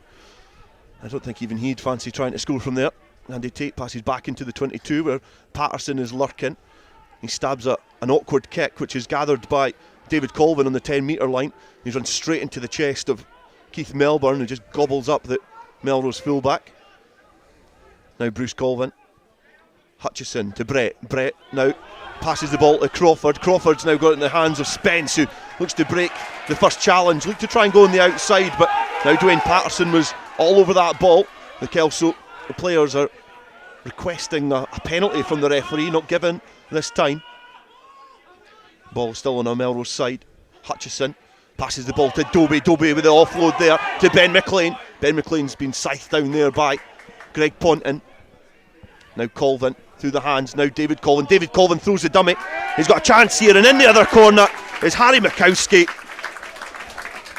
And Melrose get another score just as Kelso get their points on the board. Melrose get their second score, and again, brilliantly worked. The pace to the breakdown, the pace to get that ball away, it is intense, and Melrose are playing Melrose rugby. They're stretching the field and stretching the opposition. Yeah, side to side, you use the right word there, intense. Melrose have rocked up here with a big old degree of intensity, and they look absolutely up for this. That was another great try, a lot of good passing there. Smart dummy by the captain, Dave Colvin, and another, reasonably experienced player at this level, Mikowski. He's over for the second. It's going to be another awkward conversion attempt for David Colvin. Similar to the first, just opposite sides. He's over on the banking side here at Poynder Park, which is just in the shadows of the housing, which is along the fence side. And now David Colvin, right-footed kicker. A little uptake in the wind as well as he strikes it well. It's going towards the posts, and the flags go up as well. So that could be a crucial 2 points, but it's a brilliant kick from Colvin. He wasn't far away with the first one, but certainly made amends with the second. Yeah, and as you say, the wind just has picked up a little bit, and it's in Melrose's favour at the moment, so could that be a factor? But yeah, great kick by Colvin, and you just fancy that every point is going to count in a game like this. Yeah, it was similar in the game against Gala here a few weeks ago at the end of January. It was a brilliant game. It was a game that Kelso ran away with in the first half, but all of a sudden Gala slowly but surely clawed their way back in.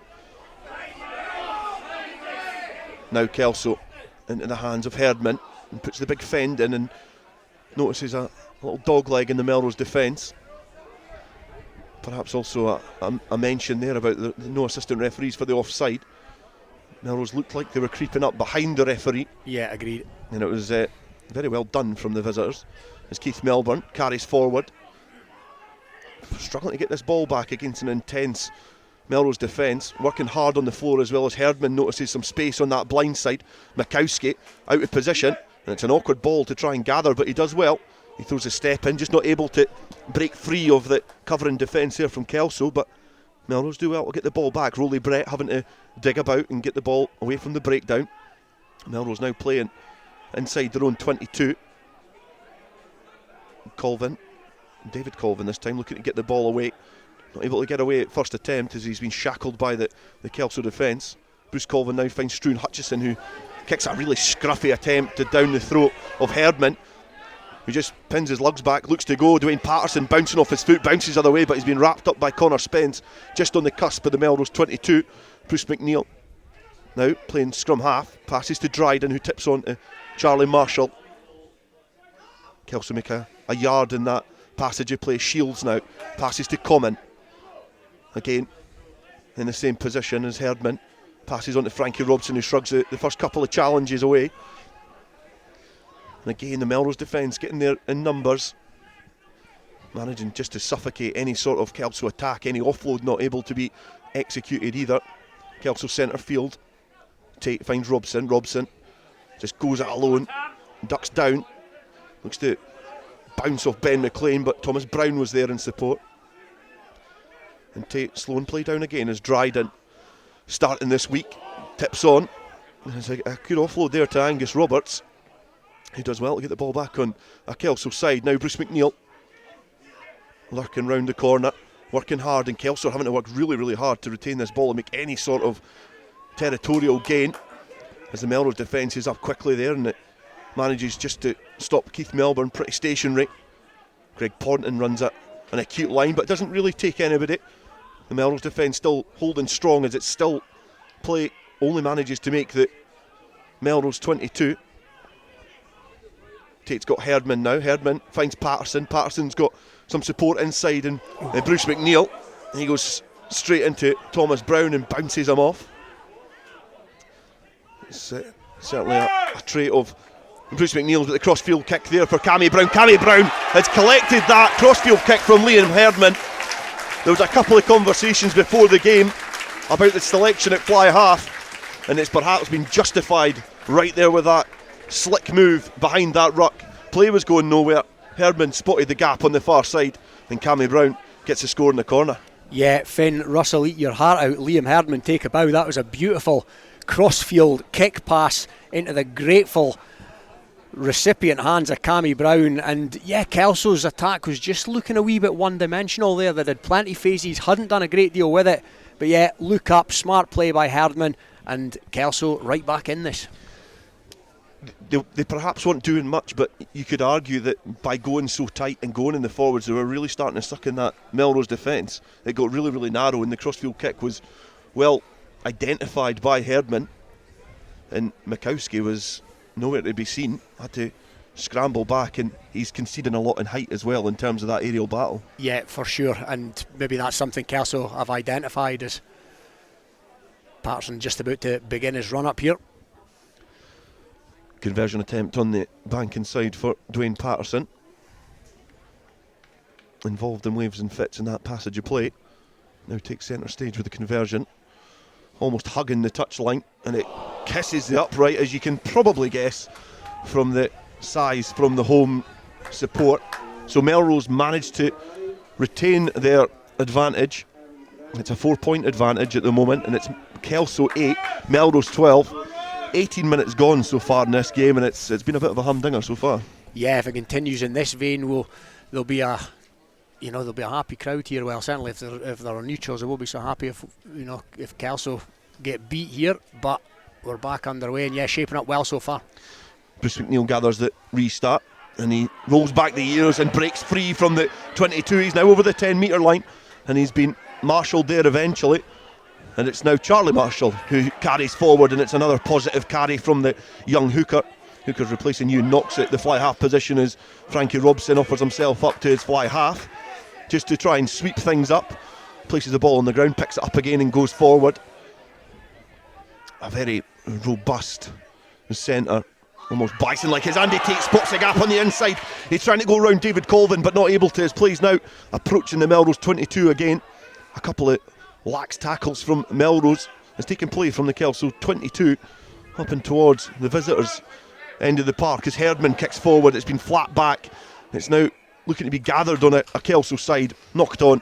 It's going to be a scrum down to Melrose here, and it's certainly a couple of bits of loose defence there from Melrose has let Kelso in. Yeah, their defence up until about 5 minutes ago had looked fairly watertight, but Kelso made a lot of cheap territory there with Bruce McNeil, as you say, rolling back the years, and Frankie Robson in there on a couple of occasions as well, and that's taken Kelso fairly deep into the Melrose half, but it was just a bit of a loose bit of play there by Patterson, and that resulted in the knock on by McNeil, when at one point it looked like it might have fell into some Melrose hands, and then there was some open prairie to be had, but scrum down to come.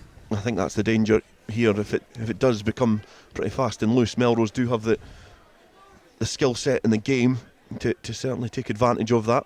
Yeah. Similar to against Gala in the league a few months ago. The nudge on from the scrum comes from Kelso, and Bruce Colvin manages to get the ball away. Hutchison just goes sit in front of Donald Crawford, who tips on to David Colvin. Now David Colvin's got Spence in support, and again he's managed to ride the first challenge. I think he's unlucky there. He managed to ride the first challenge, and Robin, you believe he's a bit unlucky? I think so. I don't think he was held there. I think he was entitled to have a second bite at that, but Rob McDowell, he's closer to the play than I am, and he's disagreed with that. But yeah, I think he's maybe a wee bit hard done by Connor Spanks there, who's been impressive so far in this game. It's still dangerous if he managed just to set the play up there, because the Melrose support was advancing towards that position, but it's a penalty to Kelso, and Kelso kick to the halfway line. And Grant Shields coming across to have a conversation with Charlie Marshall. The experience of Grant Shields is instrumental to Kelso at the moment. Thrown into the line out very, very quickly from Kelso, and it's dished out to Frankie Robson just to truck it up again. The options were there with McNeil and Common. Opting for the Kelso captain is Keith Melbourne. Tries some footwork to confuse the Melrose defence, but they just stand and wait for him to carry forward as Dwayne Patterson tries to pass to Herdman, looping round. He's done well to sweep that ball up under a bit of pressure from Rolly Brett, but Kelso guilty of trying to pass their way out of trouble, and now having to try and play from inside their own half. Alan Frame carries forward and has been met with a good challenge from Jack Dobie. The leg drive from Frame does give them a little advantage, but the referee has spotted an infringement in there, and it's going to be a ball to Melrose, a knock on, put into the scrum, and it's a good position to try and unleash the backs. Yeah, just got a wee bit loose there from Kelso, who've got themselves right back into this game after 21 minutes. But yeah, we said it before the game how tight it's going to be, and I've not seen anything in this game to suggest that this could be anybody's. It could go either way. And the referee, Rob McDowell, just setting the scrum. The two very experienced scrum halves as well, Bruce Colvin and Andy Tate. Not too distant in terms of their age, only a couple of years between them, but they've battled against each other for the best part of a decade. And the scrum again, hotly contested in there. The referee quite happy that it's stable, and Struan Hutchison again just spills the ball to Donald Crawford, who's now just thrown that miss pass in front of David Colvin to Spence on the wing, but it's just dribbled into touch, and it's going to be a throw into the line out to Kelso. Quick update for you, Curry 7, Selkirk 7, that's a try for Ethan McVicker for Selkirk, and Greg Canny replying for Curry. It's 7-5 to Glasgow Hawks in the match at Ballgrey against Hawick. Heriots 0, Edinburgh 14. Into National 1, Bigger 7, Watsonian 3, Dundee 7, Aberdeen Grammar 0, Gala 12, Stumel 0, and at the moment GHK 7, Ayr 14. Cammy Thompson getting the ball from the line out. Again, accurate at the all set pieces so far, and especially the line-outs have been really accurate. It's driven forward. It's now over the 10 metre line, and it's went to ground. The referee has adjudged that that's been illegally pulled down by Melrose. So they've coughed up a penalty. They're going to cough up some territory as well, and Angus Runciman a little shake of the head, perhaps not agreeing with the referee.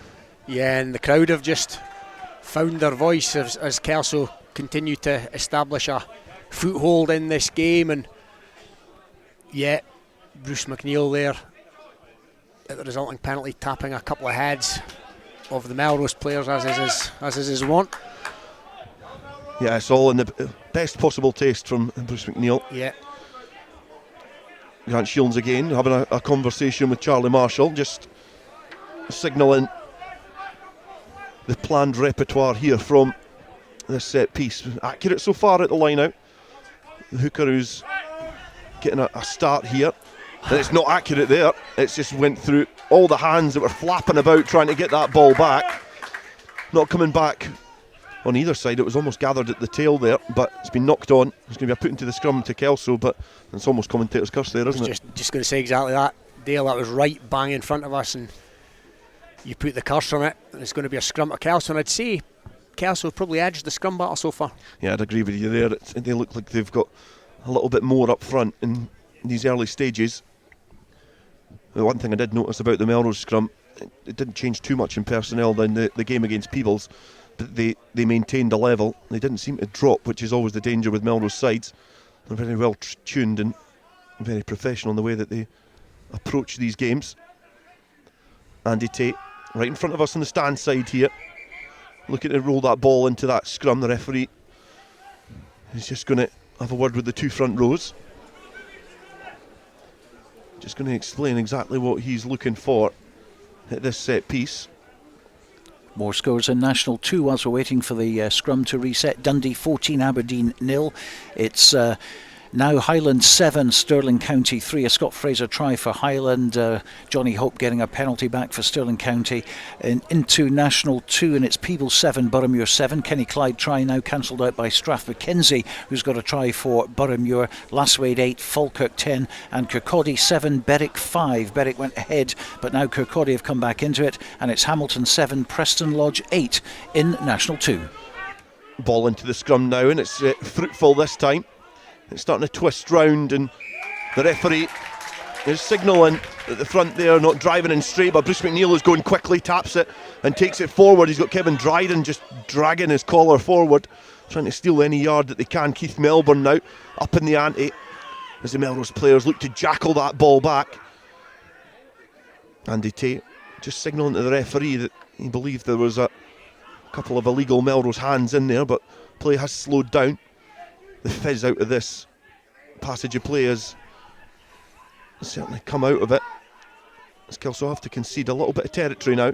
Charlie Marshall 5 metres away from the breakdown, trundles it forward, and Andy Tate is now releasing Herdman. He's got Common for support, who is slightly isolated there but goes forward, and the Kelso pack does arrive out the back of Melbourne, and Herdman has to dance forward. He likes to take the ball to the line, the fly half, not pivoting or giving a real explanation of what he's going to be doing. He certainly keeps defences guessing as Alan Frame carries forward. Now Tate to Herdman. Herdman passing to Patterson. And Patterson has to go to a knee and duck a shoulder just to ride the Melrose challenge. And Kelso have conceded about 20 metres there in attack, not able to do anything. And then an accidental offside there between Melbourne and McNeil means it's going to be a put into the scrum to Melrose. Yeah, and not the best passage of play by Kelso there. In all honesty, they played quite a lot of that behind the gain line, and nobody was kind of coming at pace or coming up flat to the line. And as you say, they've conceded about 20 metres there, and Melrose will be happy enough about that. Although, as we said before, it's a scrum, and Kelso have certainly had the ascendancy so far. It's sometimes difficult with a replacement at 10 as well to maintain that continuity that you've had so far for the majority of the season. Well, I certainly do like the look of Herdman at 10. Yeah, agreed, he looks sharp. Colvin pops the ball into the scrum. Melrose just having to dig the heels in, but they do win the penalty. The referee just signalling that they're offside at the scrum there, so Melrose get a fairly cheap penalty of their own, and a little wry smile from Bruce Colvin as he makes his way back into position. Directed at the Kelso bench, you would believe as well. So Struan Hutchison kicks downfield, and it's going to go towards the 22, and Melrose kick himself into a really good attacking position. Yeah, cheap was the word that you used, Dale, and that was the correct word. That was a cheap penalty giveaway from the scrum, and now it's a Melrose attacking line out inside the Kelso 22 out of nowhere. And just a reminder, we're 29 minutes gone in this first half. Kelso 8, Melrose 12. And Kelso currently 6 points ahead of the visitors in the league standings. They're 3 points ahead of Ayr in second place. So we've got 5 games to go, including this one. So 4 games to come after this. And this is a huge game in terms of who's going to be getting promotion from this division. Line out there from Melrose in a really good attacking position has just went squint. So it's going to be a put into the scrum to Kelso, and that's perhaps the attacking opportunity gone there. Okay, latest news from the Premiership. It's Curry in front now. Curry 14, Selkirk 7, Glasgow Hawks 7, Hawick 15. 3 tries for Hawick there. Heriots Blues 0, Edinburgh Accies 21, and into National 1 it's Biggar 7, Watsonian 3, Dundee 19, Aberdeen Grammar 0 in the kind of derby over there on the east coast. Gala 12, Stumel 0, GHK 7, Ayr 14 now, Highland 7, Stirling County 3. In this kind of derby here, it's Kelso 8, Melrose 12. Half an hour gone. Scrum on the Kelso 22 as Andy Tate rolls the ball in. Relatively stationary as Bruce McNeil picks up and bursts away from the set piece. Thinks a couple of yards outside the 22 as Andy Tate again takes his time getting the ball away from the breakdown. Charlie Marshall, who has regularly found himself into that position of the second phase. Kick downfield there from Herdman. It's been watched all the way by David Colvin, and it's well judged there from the Melrose fullback because it's went out in the full, and Melrose are going to get a throw into the line out in a similar position that they had their last one. Yeah, again, we use that word cheap, and that again cheaply coughed up by Kelso there. It was McNeil initially from the back of the scrum that had taken it out with the 22, and clearly the play went back in. It was a good enough kick in fairness, but an inch or two out on the full is out on the full, and a really great attacking position for Melrose here. An important part of the game. We've got 10 minutes left in this first half. The throw into the line out is went to Runciman, and we know what's coming now as the Melrose bodies bundle into them all. They try and keep it cohesive. It's splintered and twisted, and it's went to ground eventually, but Runciman, the recipient of the line out, has got himself in a position there to carry forward, now into the hands of Cruikshanks, who trudges forward and drops the shoulder. The speed of this passage of play has come out as well. Not able to recycle the ball quick enough as Dobie finds himself on his back but gets the ball in a good position. The Kelso players just fire themselves out of the defensive line as Colvin again finds Cruikshank just round the corner. He burrows down and looks to get the ball closer towards that Kelso line. Colvin sizing up his options, looks to ghost it alone, but he's probably found himself in a well protected position as his body is thrown back into the breakdown on a Melrose side. Dobie setting the platform. Colvin recycles himself into that set piece there. Ben McLean now tries to burrow under the Kelso defenders.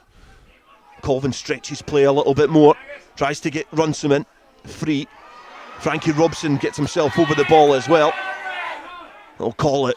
Ref from the Melrose spectators here in this pack stand at Poynder Park as the attacks keep coming in flurries. Melrose looking just to muscle their way over the line, try and use all the grunt they can to get over this Kelso defence. Now into the hands of Crawford. Crawford has looked to try and pass it on to Struan Hutchison. Connor Spence has to sweep up the ball. That intelligent move not working there. So through the hands, or through the legs of Ben McLean. He's now prone on the ground. The Kelso players snaffle him in an unprotected position. Keith Melbourne getting over that, suffocating Ben McLean on that loose ball, and Kelso win the penalty and they escape. Yeah, and just how key a moment in the context of this game could that be? It looked for all the world that Melrose would score there. That would have been their third try as we approach half time, but it's going to be a Kelso penalty, chance to relieve their lines, and it remains a 4-point ball game. That could be key. The 3 minutes of constant attacking on the Kelso line. Melrose were knocking at the door, just certainly not finding a way to open it. Look to try something different. They worked for Kelso earlier on in the game, just not working for Melrose this time. So the score remains Kelso 8, Melrose 12. 33 minutes gone here at Poynder Park. Table toppers Kelso are looking to take all the air out of the Melrose hopes and dreams of getting back into the Premiership. And from the line out, accurate this time from Marshall. He makes amends after his last attempt. He breaks from them all. He finds his captain Robson. Robson runs into McLean and he brushes him aside. McLean just has to drop to the ankle and act as a bit of an anchor. Good work there from Tammy Thompson. He makes himself as awkward as possible to try and tackle as the Melrose players look to launch himself into the back row forward. Liam Herdman goes through a couple of challenges there. Now Bruce Colvin just bundles his body on top of the opposition fly half. Bruce McNeil has just body flipped Bruce Colvin, and I do wonder if the referee's going to give the penalty. I don't think he's going to do anything else. I don't think it merits anything else. I don't think so, Dale, and he looks in a wee bit of bother, Colvin, actually, but it's hard to tell if he's using all his experience there or if he, but he cleared them out, but I don't think there was anything more in it than that. Yeah, I think he's certainly winded. He's getting a bit of treatment on the ground, and that usually happens if Bruce McNeill's going to ragdoll you out of a ruck. But it gives us a little chance to pick up on some scores from around the country with Stuart. Yes, from the Premiership, it's Currie 21, Selkirk 7, Glasgow Hawks 7, Hawick 22, a bonus point for Hawick. Over there in Glasgow, Heriots 0, Edinburgh Accies 21. They're the 3 Premiership games being played today. In National 1, Biggar 7, Watsonians 3, Dundee 19, Aberdeen Grammar 0, Gala 12, Stumel coming back at them, a couple of tries, 10. So it's Gala 12, Stumel 10 at Netherdale. GHK 7, Ayr 14, a Harry Lynch try has put Ayr in front. Highland 14, Stirling County 3, Magnus Henry getting a second try for Highland, and here of course it's Kelso 8, Melrose 12. Just briefly into National 2, Hamilton 7, Preston Lodge 8, Kirkcaldy 14, Berwick 10, Lasswade 8, Falkirk 10, and Peebles 7, Boroughmuir 12. A Greg Alexander try putting Boroughmuir in front. And a couple more to bring you. In East League 3, Edinburgh Northern 0, Hawick Quins 10 in the big top of the table clash in East League 3. And a final score from Milntown, it was Langham 30, Annan 7 in that final friendly game. Players gone up towards the Kelso 22 from that penalty. Struan Hutchison making some good yards. Jack Dobie now having a conversation with Ben McLean, who's thrown into the line out, the number 8. And he's finding Runciman, but it's been flapped back by the big Irish mitts of Keith Melbourne. Now into the experienced hands of Bruce McNeil, who just charges over Connor Spence right in front of a pack stand here at Poynder Park. Picked up by Cammy Thompson, takes play 10 metres forward. Andy Tate clapping his hands, wanting some urgency in this move. Charlie Marshall acts as the pivot. It's been left by Herdman for Robson on his own 10 metre line. And from that loose ball, Kelso conceded some territory, but they do retain the ball. The urgency out the move is somewhat diminished slightly, but they will be happy that the ball is still in their hands. Back to Herdman, who sizes up some space. Down the throat of Spence, who is only going to go forward, you believe. He's got 4 Kelso players there. Presenting the ball back. Bruce Colvin. He's got Cruikshanks. Cruikshanks look to tip it on. Not going to there. The players arrive for Melrose. Hutchison finds Brett. Brett goes on the inside. This is the broken field play that Melrose are relishing. Donald Crawford taking play over the halfway line. He just palms off the first attempted tackle. Melrose now into the Kelso half. And Bruce Colvin snatching at that one. Travelling back a bit early. He's knocked it on. There's going to be a put into the scrum. Bruce Colvin and Bruce McNeil now having a little bit of a conversation. And I certainly don't think it's pleasantries, but the experienced heads trying to get in each other's heads, you'd imagine. Yeah, and not for the first time in their long and illustrious careers have that pair come together. And yeah, as you say, a few pleasantries being exchanged. It was only a matter of time, and yeah, decent sort of yardage gained by Melrose again. And Kelso just seem to be playing a lot of the rugby kind of out the back door, if you like, almost sort of Leinster style, and it's not quite coming off for them at the moment, and they're conceding territory because of it. There's a clash of styles slightly between the two sides. Kelso, they're quite attritional in the way that they play, and Melrose relish that sort of play there when all the forwards and all the heavy hitters are hitting up tight. There's spaces on the field, and that's when they want to try and get the likes of, David Colvin, Rolly Brett in some space, and the footwork from Brett was the one that dislodged the defence and allowed that broken field running.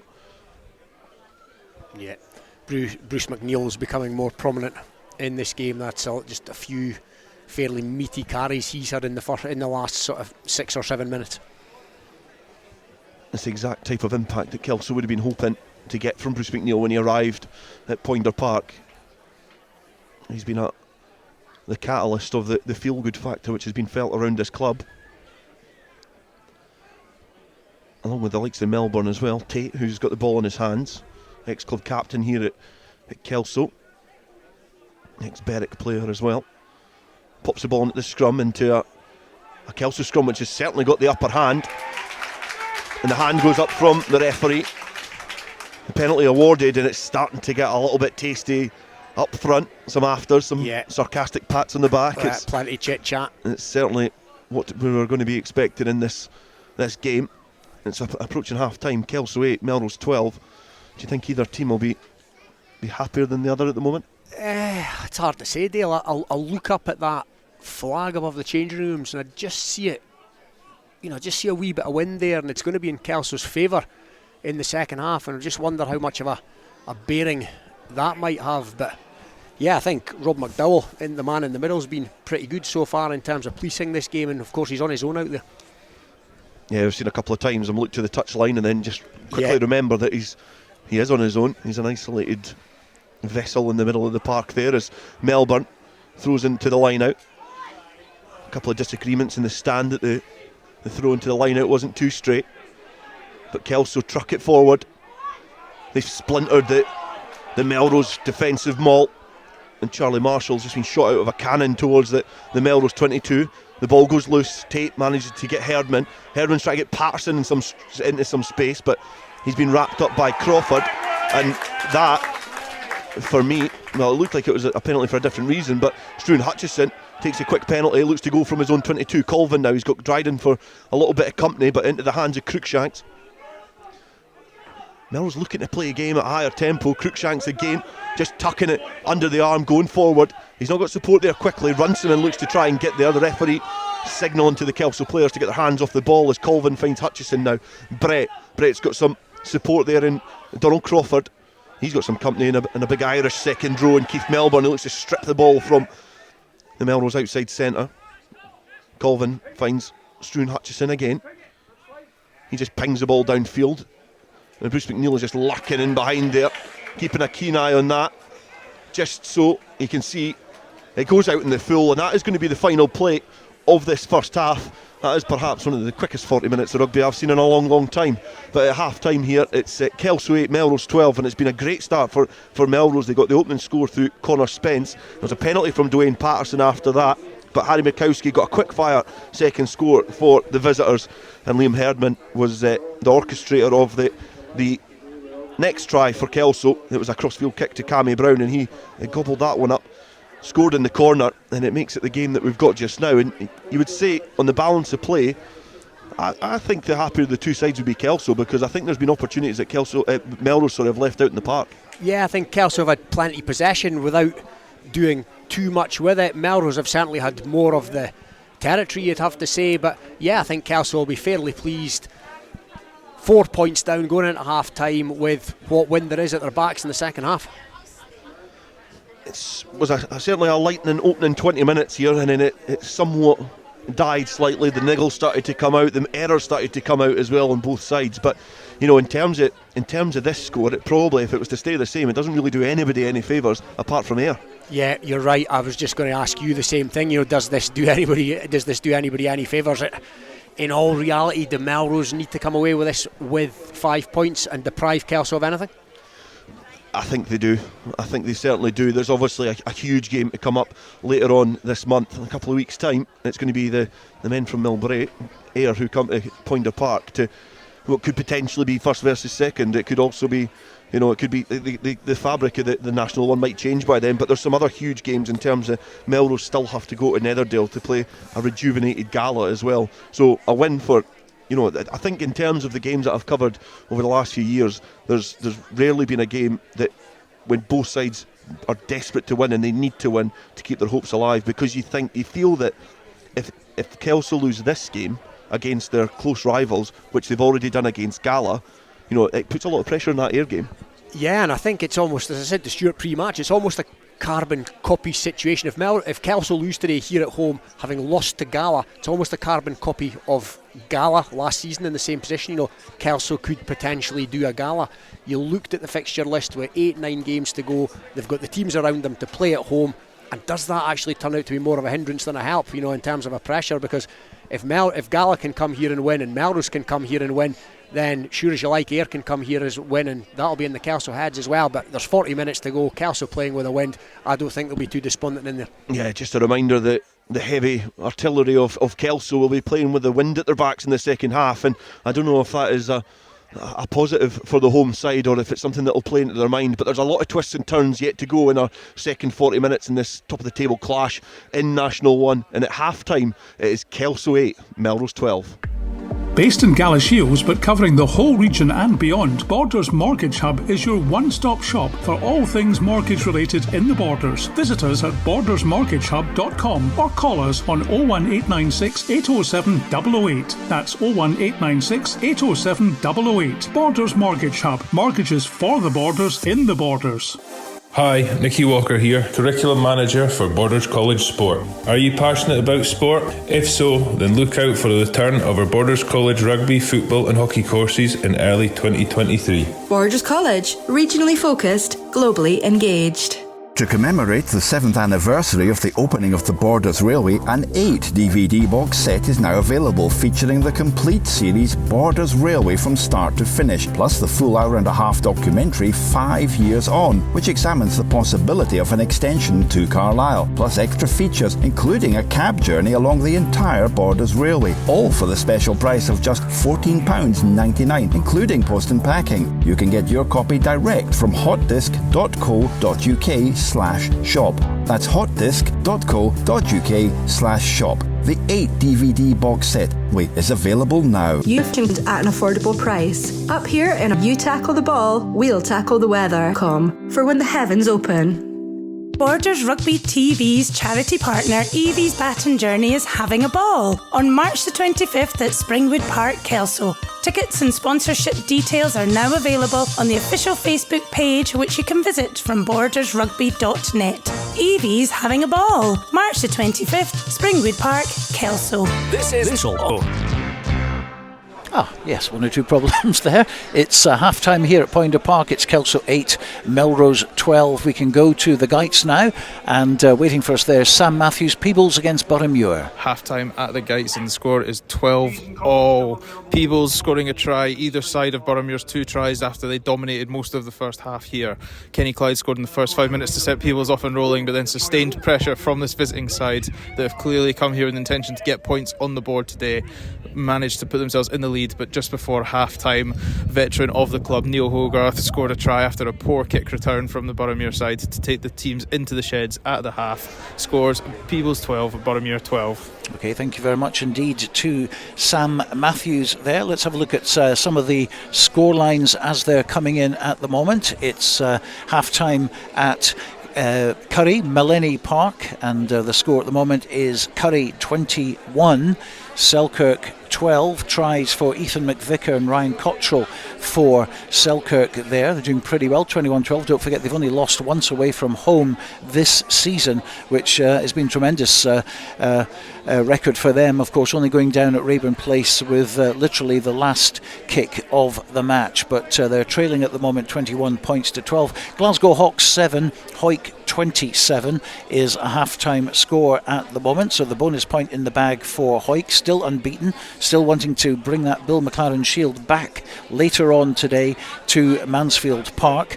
In the National 1, it's Bigger 7, Watsonians 3 at the moment. Gala 19, Stuart's Melville 17, which is closer than a lot would have expected. It was 12-0 to Gala, but obviously the Inverleith men doing pretty well at the moment, getting back into that game. 19-17 the half-time score there. GHK 14, Ayr 21. A GHK penalty try has closed the gap there, 7 points in it, but crucially Ayr have scored 3 points at the moment through 3 tries, including ones from Harry Lynch and also from Dave Young. It's Highland 7, Stirling County 3, Kelso 8, Melrose 12. Kelso coming back on the pitch. We'll rejoin our commentary team very, very shortly. Into National 2, and it's Cartha Queen's Park 0, Glasgow Accies 34 at half-time. Still waiting on Dumfries and Newton Stewart, but Hamilton 7, Preston Lodge 15 is a half-time scoreline. Kirkcaldy 14, Berwick 10, Lasswade 11, Falkirk 10, and Peebles 12, Boroughmuir 12, as you've heard. And in the big match down in Inverleith in East League 3, top of the table clash, it's currently Edinburgh Northern 0, Hawick Quins 10. Okay, let's return to our commentary team, Robin Purdie and first of all Dale Clancy. A little change for the Kelso side. Terry Logan, I can see, is stripped off and ready in the second half. He's going to be a replacement in the front row for Kelso. It doesn't look like there's any replacements as it stands for the visitors. Melrose look unchanged for this second half. They look raring to go. It's going to be Struan Hutchison to get second half underway. The home side, table toppers and National 1, Kelso. They trail the visitors by 4 points. Half time here, it's Kelso 8, Melrose 12. And the second 40 minutes is about to get underway as Struan Hutchison just licks that ball into the direction of Kevin Dryden, who has just found a position on the 22.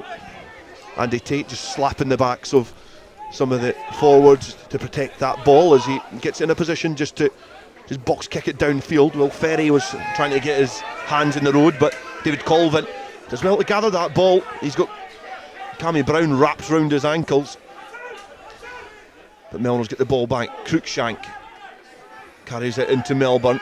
He rides the challenge well from the big Irish second row. Hutchison finds Brett. Brett throws a delicious ball into the hands of Spence, allowed him to go full tilt into the Kelso defence.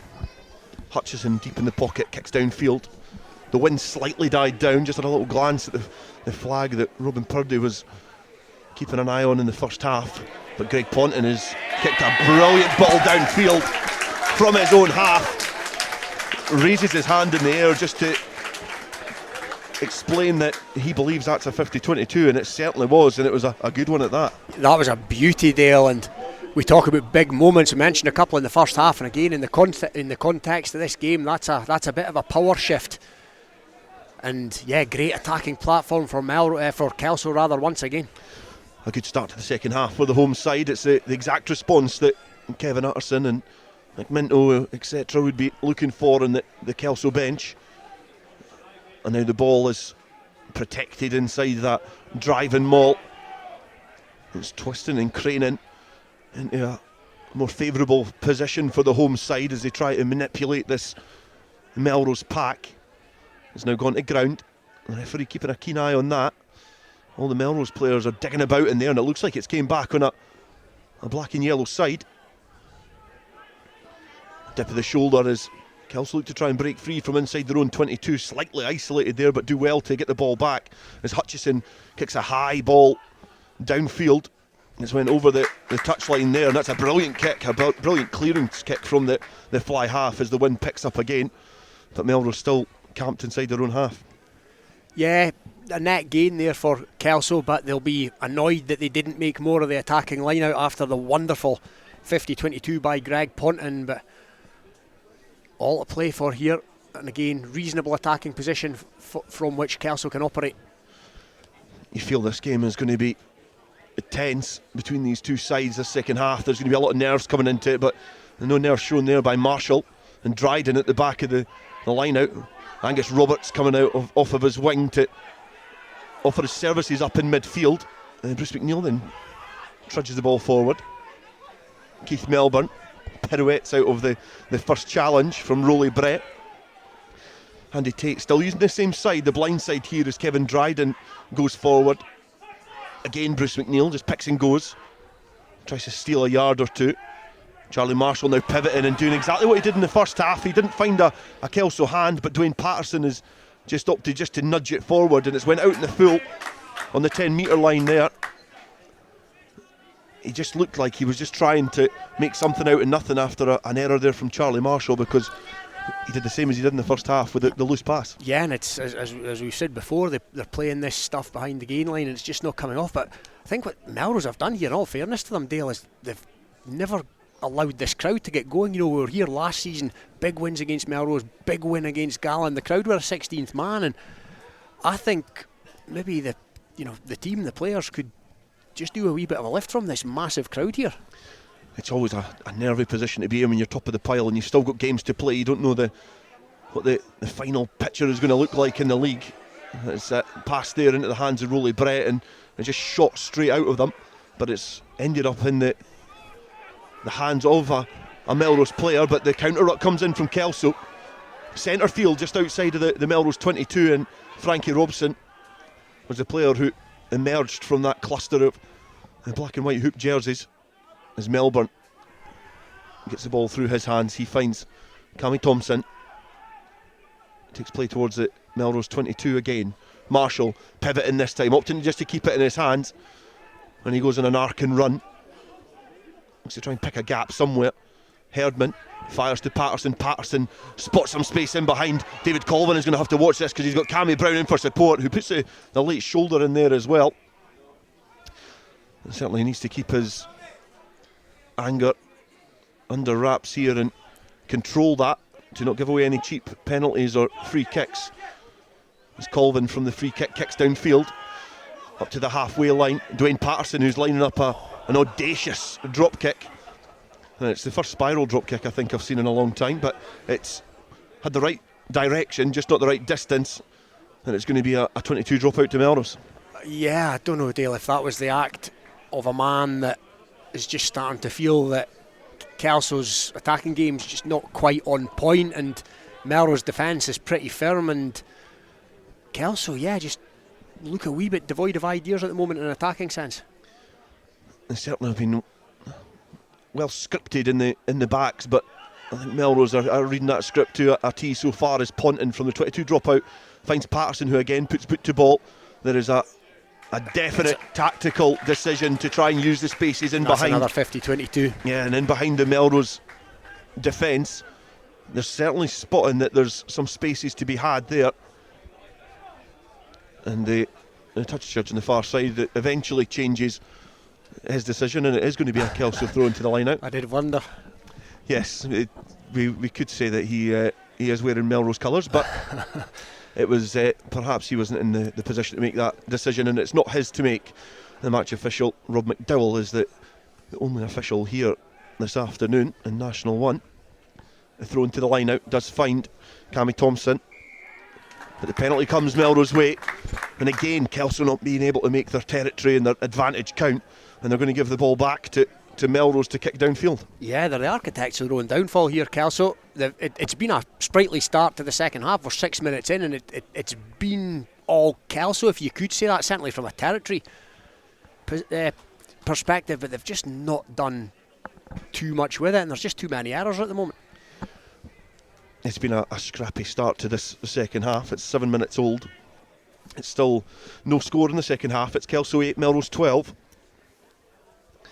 If you're just tuning in here on Borders Rugby Radio, it's the top of the pile in National 1.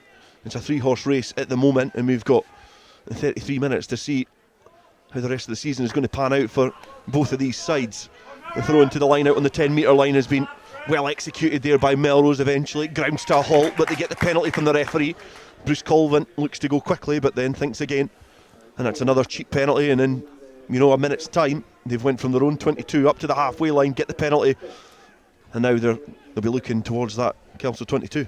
Yeah, and we can see Kevin Utterson from here. He doesn't look too animated at the moment, but I'm sure inside he'll be cutting a frustrated figure because Kelso just not doing enough in possession at the moment, but as you say, plenty of time left to go in this one. The wind certainly sunk its teeth into that attempted kick downfield from Struan Hutchison from the penalty, and it's just went over the 10-metre line, but Melrose for the first time in this second half have managed to venture inside the Kelso territory. Runciman is just slightly chucked into the air, not high but accurate enough to get the ball back on a Melrose side. The maul not going to plan there. The referee is having a good look at that. He shrills his whistle. And again, Kelso, in terms of defensively at the maul, are working very, very well and managed to get the ball back. And it's going to be a put into the scrum to Kelso. Let's quickly go to Inverleith. It's Edinburgh Northern playing against Hoyk Harlequins in the top of the table clash. Here's Hugh Brown. Well, it's all square here at Inverleith Park at half-time. All of the Quins' points coming from their skipper Adam Hall, a penalty in 9 minutes, followed by a try 5 minutes later in the left-hand corner following some superb passing by the Quins. Northern hit back with a penalty in 19 minutes, and then just on the half-time whistle, a try from the number 20 following pressure took them over the line, and the conversion was successful. So it's going to be a nail-biting second half here at Inverleith Park, where the half-time score is Edinburgh Northern 10, Hoyk Harlequins 10. It's certainly an important game there between those two sides, just trying to battle it out to get promotion from their league. And our two sides battling it out here is Kelso against Melrose. And from that scrum, Kelso have just walked all over their visitors there, showing their dominance and flexing their muscles up front and winning that penalty. And I feel the second half could be a matter of being played in between these two 22s. Yeah, it's looking like that at the moment, Dale, and another penalty there at scrum time towards Kelso. I think that's the second or third scrum penalty that Melrose have coughed up now, but the kick's been shanked. Yes, it's a sclaffed effort there from Dwayne Patterson. It's been returned by Bruce Colvin, who just kicks it end over end, and now Patterson hoists it in there, and he's followed one bad kick with another one. And it's been well gathered there by Struan Hutchison, who just finds a little space there. He looked to try and release David Colvin, but not able to, and it's just been kicked downfield as Cammy Brown is now chasing this one down. Struan Hutchison's going to have to watch this one closely, but Cammy Brown has just chucked his body on top of the Melrose fly half, and it's going to be a penalty there to Kelso. It's been kicked off the field of play as well. The referee has just shrilled the whistle. It's going to be interesting to see what happens here, but almost trying to force it there for Melrose. They looked like they could have just put David Colvin through the gap or passed him behind. They passed the ball in a position which was kind of a hybrid of the two. And then Frankie Robson, great awareness to kick the ball downfield. It's going to be interesting to see what the referee does here. He's just having a conversation with Struan Hutchison. No card shown. The penalty is bad enough. I'm going to say, Dale, I think Melrose were a wee bit hard done by there at that decision. I don't think Cammy Brown allowed Struan Hutchison to get up enough. I think he kind of almost flopped on him. I thought that when I seen it, but I think the referee, he probably seen an attempt from Hutchison to try and get off of his feet. He was having a conversation with Hutchison at the end there, perhaps about that topic, about the winger Cammy Brown, putting a bit of pressure on the Melrose fly half, but he did exactly the right thing. The right winger managed to spot the opportunity, put pressure on the person sweeping up at the back of the proceedings, and it's going to be a put into the scrum to Kelso. And the way scrums have been going, this is going to be an interesting passage of play here. Kelso 8, Melrose 12. Yeah, they've obviously opted for this, and rightly so. A pop into the scrum. It's starting to crane, but the penalty has gone the way of Melrose. It's been adjudged that Terry Logan on the right hand side of the scrum is driving in towards the hooker.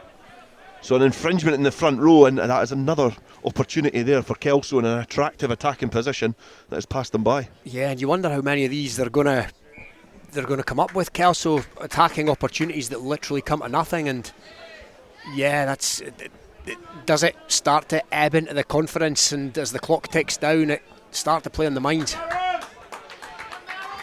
This is a big half hour in the context of the seasons of Kelso Rugby Football Club and Melrose Rugby Football Club too. The next half an hour will really determine the context of their next 4 games. Throw into the line out, McConnell managed to just get his body in front of the Kelso jumpers. The Maul driving forward, the referee just signalling that that's one move, but it's well gathered there by Melrose. They get themselves in a good position. The referee signalling that Kelso got themselves in a great position. Let's just have a little look at the bodies that come up there, and it is Cammy Thompson, the blue scrum-capped back row. This is almost getting his head shook off his shoulders from his teammates, but he was the man that got himself in a great position to isolate Ben McLean, and it's a penalty to Kelso.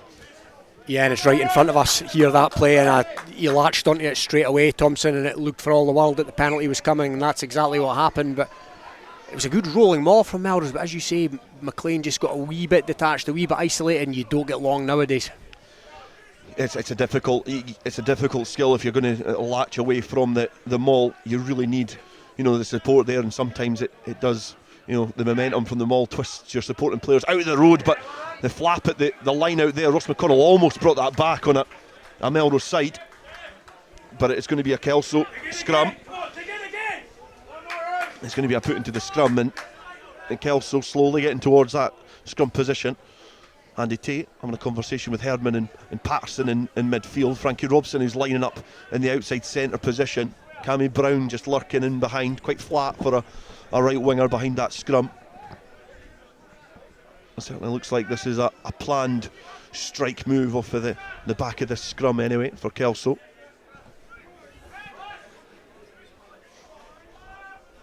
Andy Tate just loitering at the tunnel of the scrum there. Bruce McNeil has just nudged himself along one in between the flanker and the second row. He carries it forward, but he's been shoved back in the challenge by Struan Hutchison, and it's been knocked on. It's went forward. It was gathered by Keith Melbourne. I thought it was a penalty, but the referee has signalled that the knock-on's there and it's going to be a scrum put into Melrose. Yeah, and I think it's the first time I've ever seen a team not gain from a rampage from Bruce McNeil off the back of a scrum. It was a great tackle initially, and the Melrose players swarmed round, and again, we talk about dance the conference. Normally something comes of that situation. You know, everybody knows he's going to do it, but it's one thing knowing he's going to do it, it's another thing to stop him. That's exactly what Melrose did there, in all fairness. A couple of players digging in well there. One of them, Struan Hutchison, the slightly lightweight fly half, you could say, compared to Bruce McNeil, but did well to get his body in a good position. Leg drive powerful. Bruce McNeil looked for the offload and it ricocheted off of a few bodies, which has culminated in this scrum here. The referee is going to bring that back again. I'll quickly dive in whilst they reset with some important updates, including Ayr getting their try bonus. It's Ayr 28, GHK 21. That's being played at GHK, of course. 7 points in it now, but Ayr in front there. Curry 21, Selkirk 12 in the Premiership. Glasgow Hawks 7, Hawick 34. So it looks like they're going to be retaining their unbeaten record throughout the whole campaign there. And Heriots 5, Edinburgh Accies 34. Scrum directly in front of the stand here at Poynder Park. It's Melrose to pop in. The referee giving the free kick because an early shove there from the home side. Struan Hutchison now missing out Rolly Brett again. Donald Crawford looks to steal a march outside Patterson, which he does. He's now scampers his way over the halfway line.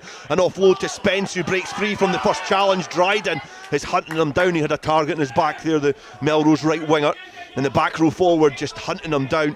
They managed to get the shackles on him. A scruffy kick centre field, and that's a dangerous one to try and throw down the throats of Melrose.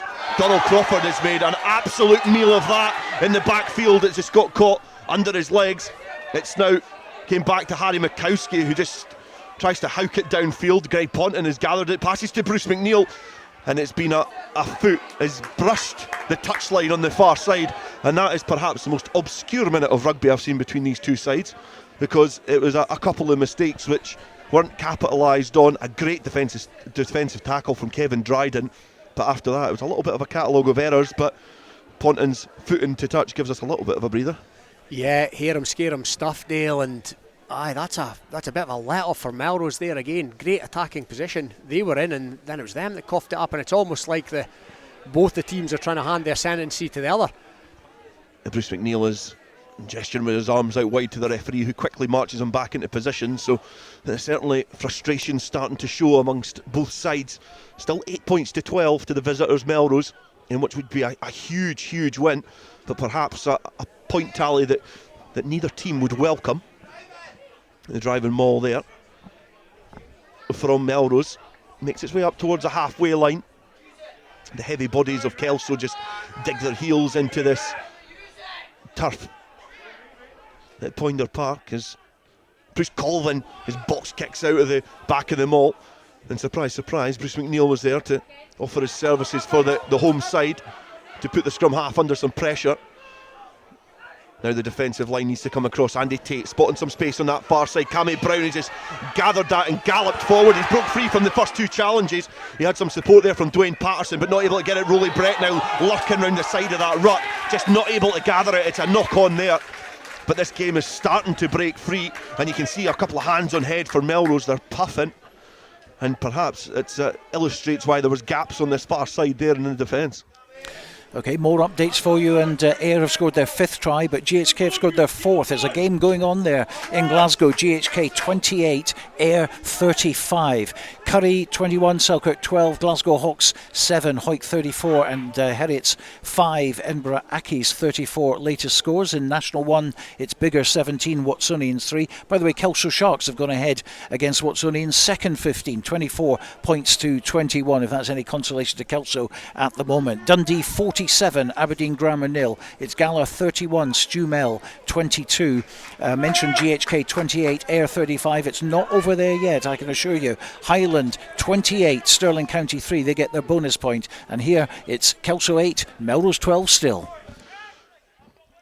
Some good play there from Andy Tate to spot that gap on the stand side to allow Cammy Brown an opportunity to scamper down this side. The scrum again is hotly contested in there. Patterson, he's got options, he's got Herdman, who's just looping round out the back. Andy Tate makes his way towards the breakdown, which is centre field on the halfway line as Keith Melbourne now goes forward. Now Grant Shields with his first real foray with the ball in hand, gives the ball back to Melbourne, and now Melbourne has got open prairie, but it's been scythed down there. It's been knocked on as well. There was a couple of defending players back, but if I could put myself in their shoes, I wouldn't fancy trying to bring down a rampaging Keith Melbourne.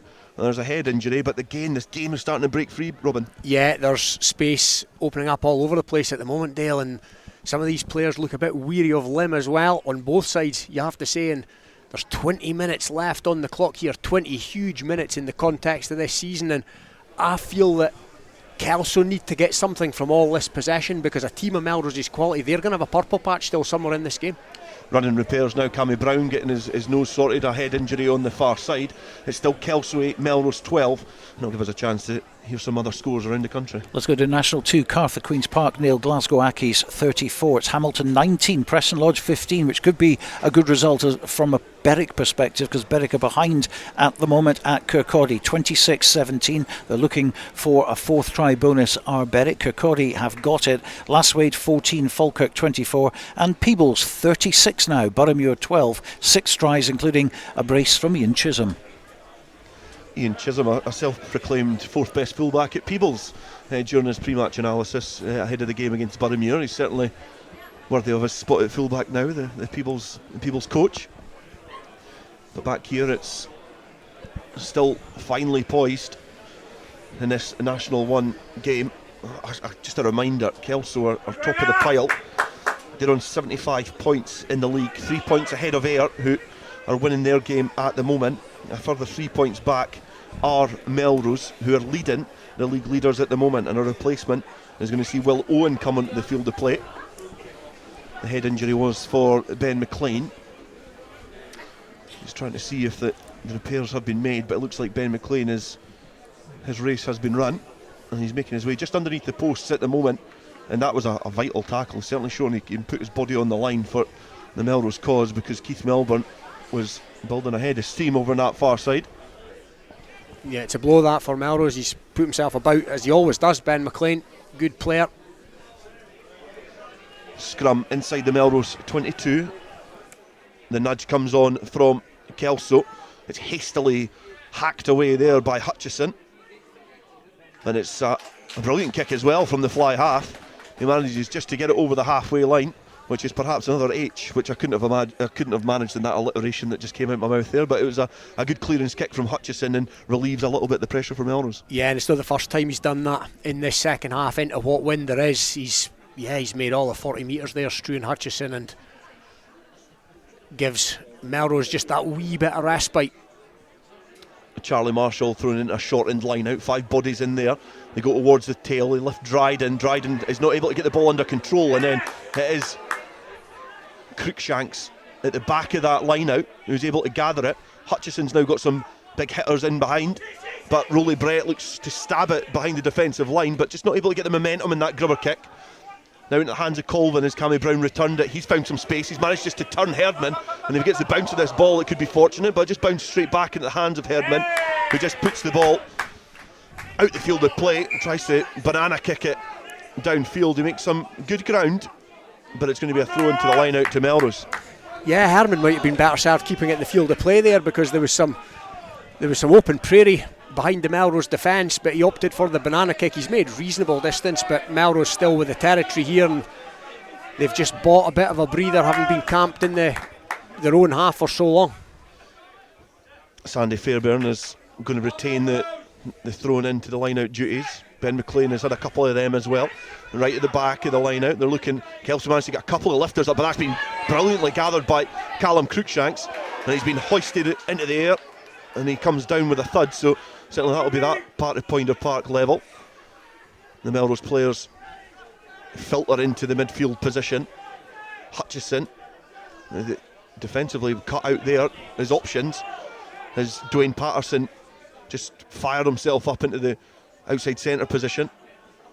A high kick now put into the air for Melrose. They look to try and challenge it, but the offside decision comes back the way of Melrose, and it was something we've seen in the Peebles game. They were cutting out that 13 channel. They were really rushing up and just making sure that they played back in field. And Dwayne Patterson, that's the first time we've seen Kelso really try and do that. Yeah, he was up quick. He was up too quick, so it's resulted in an offside penalty. And what are Melrose going to do here? No, Hutchinson's going to go down the touchline in what is a 4-point ball game.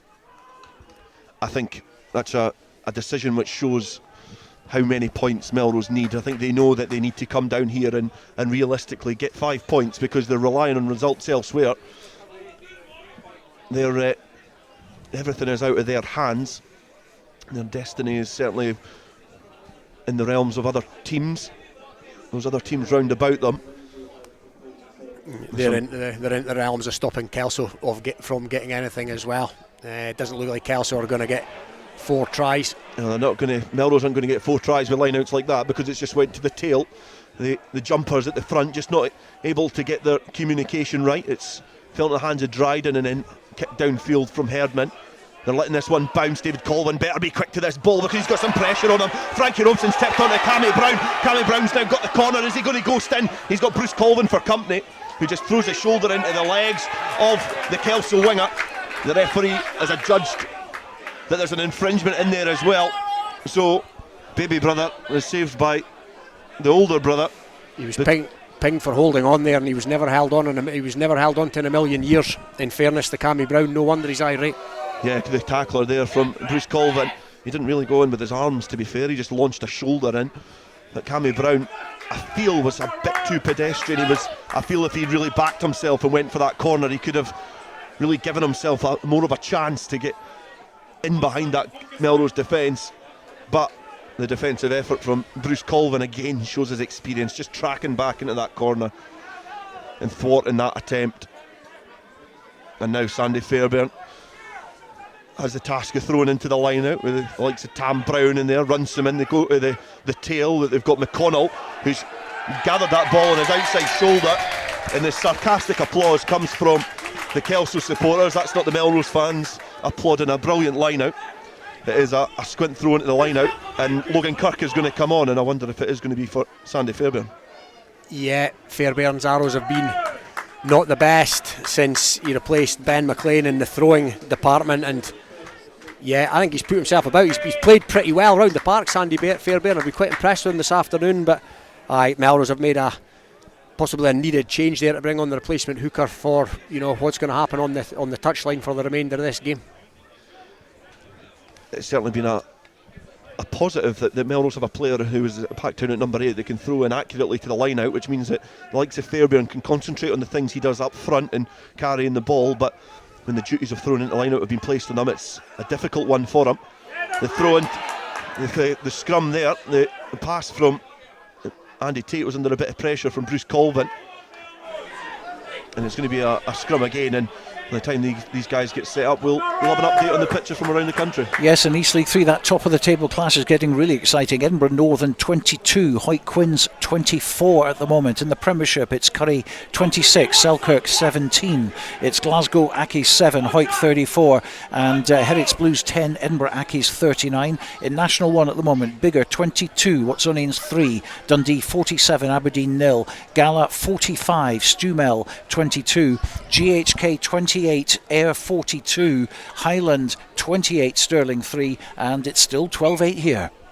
Free kick to Kelso from that scrum. Bruce McNeil's just going to ghost it alone and try and get the first points in the second half, and he just barges Harry Mikowski out of the way. He's certainly conceding a lot in terms of shape and size, and Melrose off their feet set the breakdown. I think that was Hutchison who's been adjudged to be off his feet, and Kelso will get yet another chance in the Melrose 22 to try and get some points and try and snatch this lead. Yeah, and what Bruce McNeil's done there is just given this place a lift. Quick penalty, he's made 20-30 metres, rampaging stuff as we've seen so many times over the last 20 or so years. And yeah, the place has just come to life after some periods of silence in this second half. Yeah, there's a few calls of come on Kelso, and a few encouraging shouts and echoes from the stand to get this home side over the line in this game. There are 10.5 minutes left for Kelso to get this win and maintain their position at the top of the table. It's an accurate line out from Marshall. He's found Melbourne, and the ball has now wormed its way into the hands of the hooker, who takes his habitual position at the rear of this maul. The bodies now pile in to get some momentum in this move. Herdman has found his way there. It's trudging its way towards the line. It's now 5 metres short. It's scrappy, it's messy, it's splintered, but Kelso are nudging themselves closer and closer towards that try line.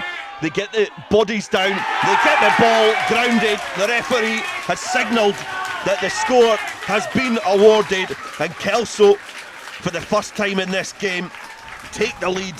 And it looks like Kevin Dryden is the man who's getting the pats on the back, reinstated to the first 15 this week.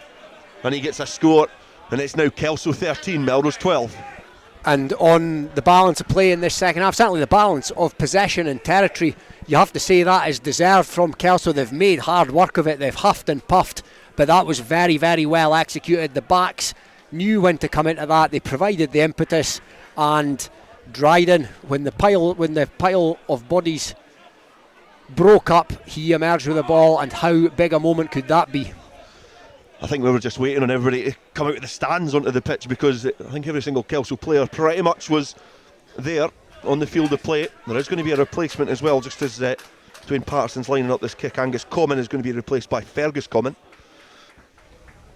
and Dwayne Patterson is going to try and stretch the lead for Kelso. 13 points to 12, 8.5 minutes left, and this is a crucial kick in the context of Kelso's pursuit back to the Premiership. Patterson, the right-footed kicker, slow and steady run up with an onslaught from the Melrose runners, and it's high and it's accurate and it's successful from the outside centre. He pops his scrum cap back on his head, trudges his way over the halfway line. Kelso now in the driving seat. Yeah, it's Kelso's to lose now, maybe 8 or 9 minutes, 10 minutes maybe, with a little bit of added time, and Melrose just need to get a bit of territory here. Struan Hutchison will be the man tasked with getting a little bit of territory. Kicks it downfield, it's held up in the wind.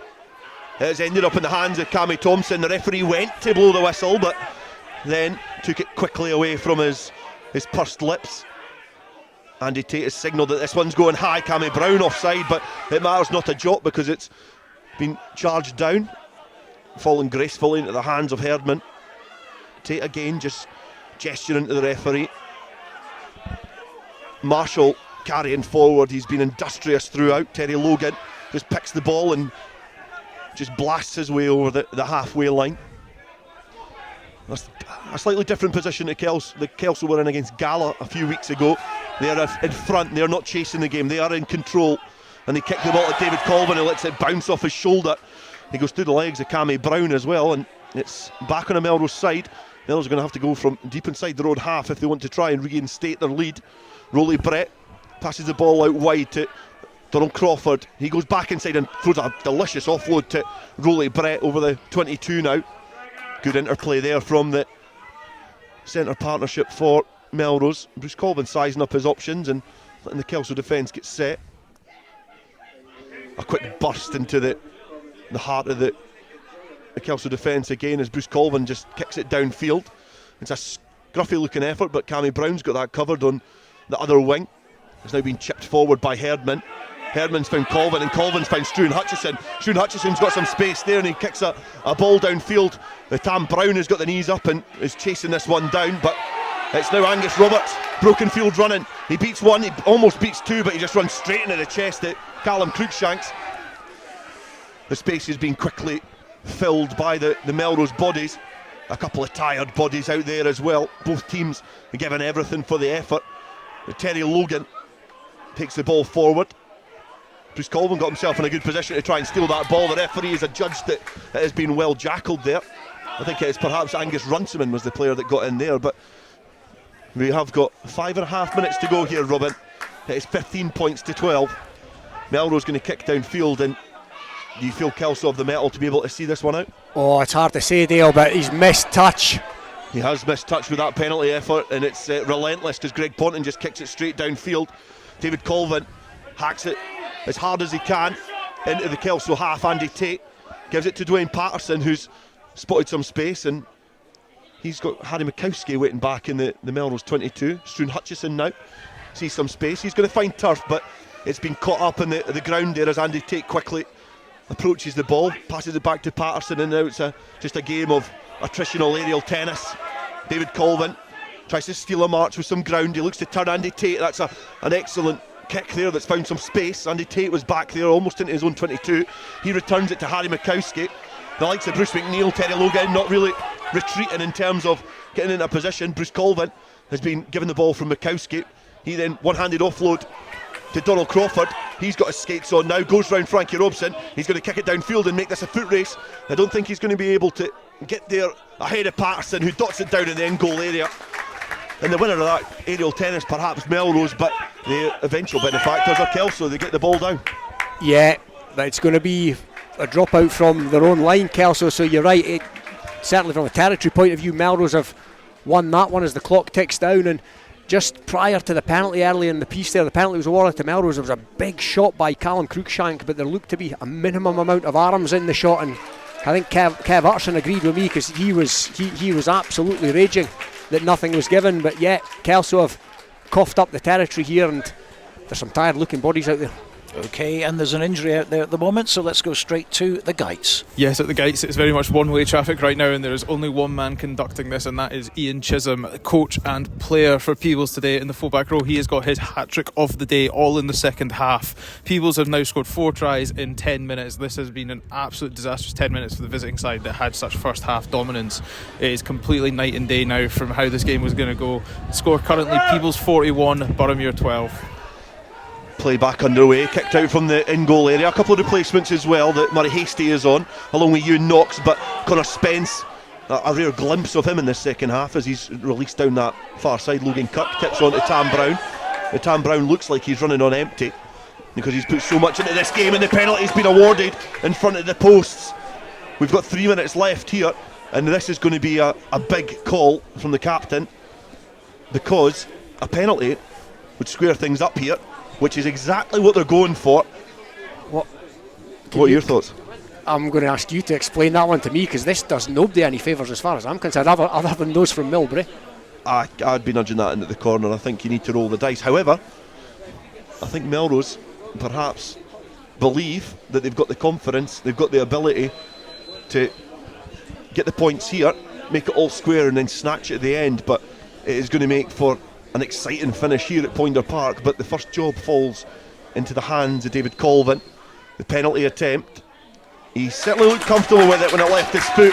Melrose get their first points of the second half. We've got 2 minutes left here in Poynder Park. It is Kelso 15, Melrose 15, and we've got 2 minutes to see if either of these teams can snatch the win. Yeah, and what a 2 minutes, huge 2 minutes for both, you know, in terms of the season for both of these teams. My word, like I say, I'm not sure that was the right decision, but time will tell. What do I know? Kelso are now perhaps in a position where they do need to chase this game. It gives them a little bit of a comfort, because, you know, a couple of points from this game would certainly not be the end of their promotion aspirations. It just puts a lot more pressure on the battle against the Millbury men in a few weeks' time. It's ripped from the challenge there. It's now fallen into the hands of Bruce McNeil inside the Melrose 22. Kelso are coming, and they've got the penalty. A minute and a half to go here at Poynder Park, and from the kick-off it's been ripped. It's went the way of Kelso, and they've got the penalty. Yeah, I'm not sure who ripped that. It fell into the arms of Bruce McNeil. I'm not sure who ripped it, but take a bow, that man, whoever you were, because you potentially, in the context of Kelso's season, have come up with a massive play. This is an imminently kickable penalty for, as I said earlier, potentially the best goal kicker in the league, but this is pressure.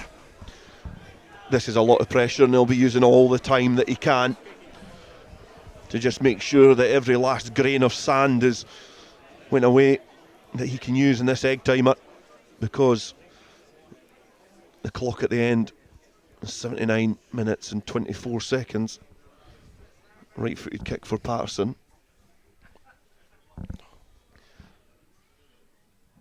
connects it with the right boot. It takes Kelso in front. It's now Kelso 18, Melrose 15, and we've got mere seconds to play in this game.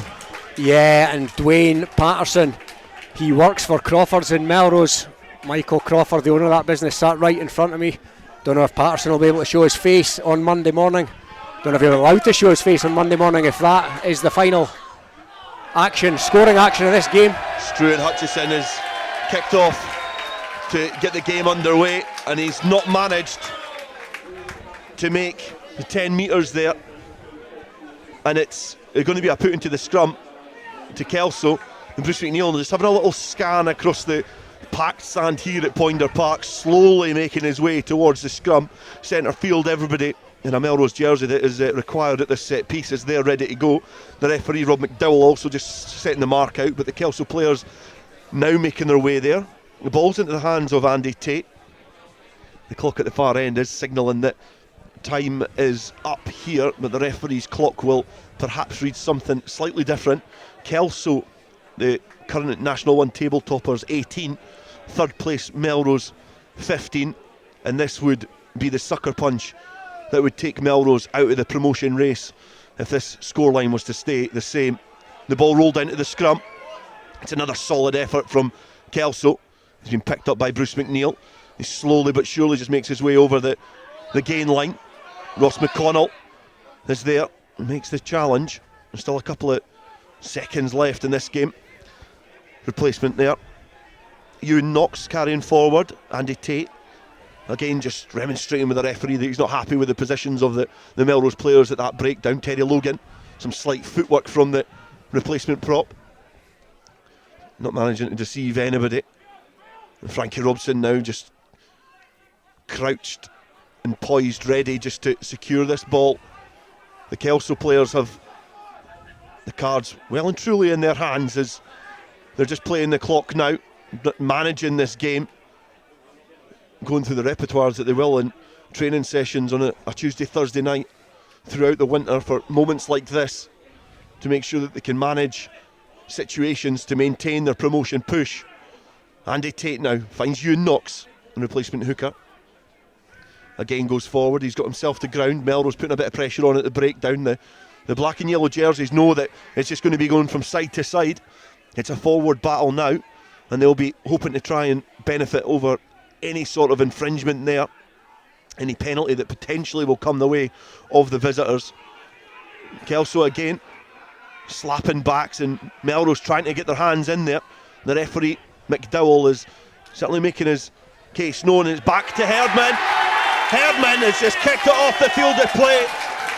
The Kelso players are slapping hands and hugging. The bench empties. They're celebrating a historic victory here at Poynder Park.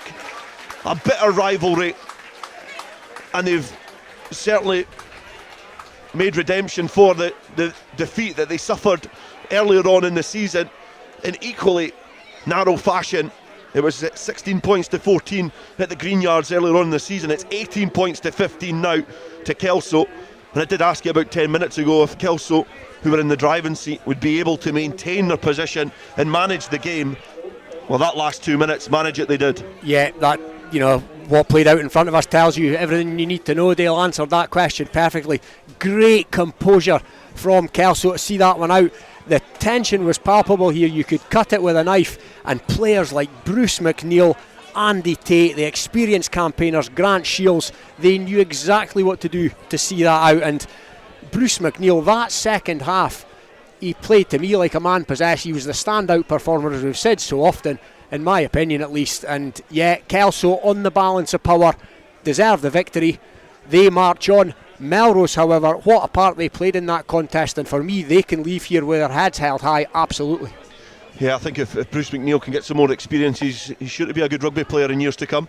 He certainly showed all the experience that he's been able to garnish over his very travelled career, if you will. Obviously gained a lot of experience in the professional and amateur game, and national honours as well, in various guises and regional honours, and that's the sort of experience that Kelso were looking for. But you're looking at it as well, like the likes of Charlie Marshall. There's competition at hooker, and when I was writing down the team sheets before we started here, I was looking at the balance of the team, and they do have a good bit of depth here. However, you can have as much depth as you like. You have to have that character. You have to battle. The players coming off from the bench need to play their part. And for both sides, they certainly did. But you would argue in that second half, Kelso were by far the better side. Yeah, certainly in the second half, they had all the possession, all the territory. They kind of snuffed Melrose out of the game almost, and they weren't overly prolific, if you like, with the possession that they did have, but they did enough. And title-winning teams, they do enough. They know when to do enough, and that's what Kelso have done today. Huge game against Ayr here in a few weeks' time. Title decider. Yeah, it is a title decider, you would say. I've not got the Ayr fixtures in front of me, but I do have the Kelso ones, and we're going to be looking at Watsonians away, and then Ayr at home, GHK away, and Highland away to finish their season.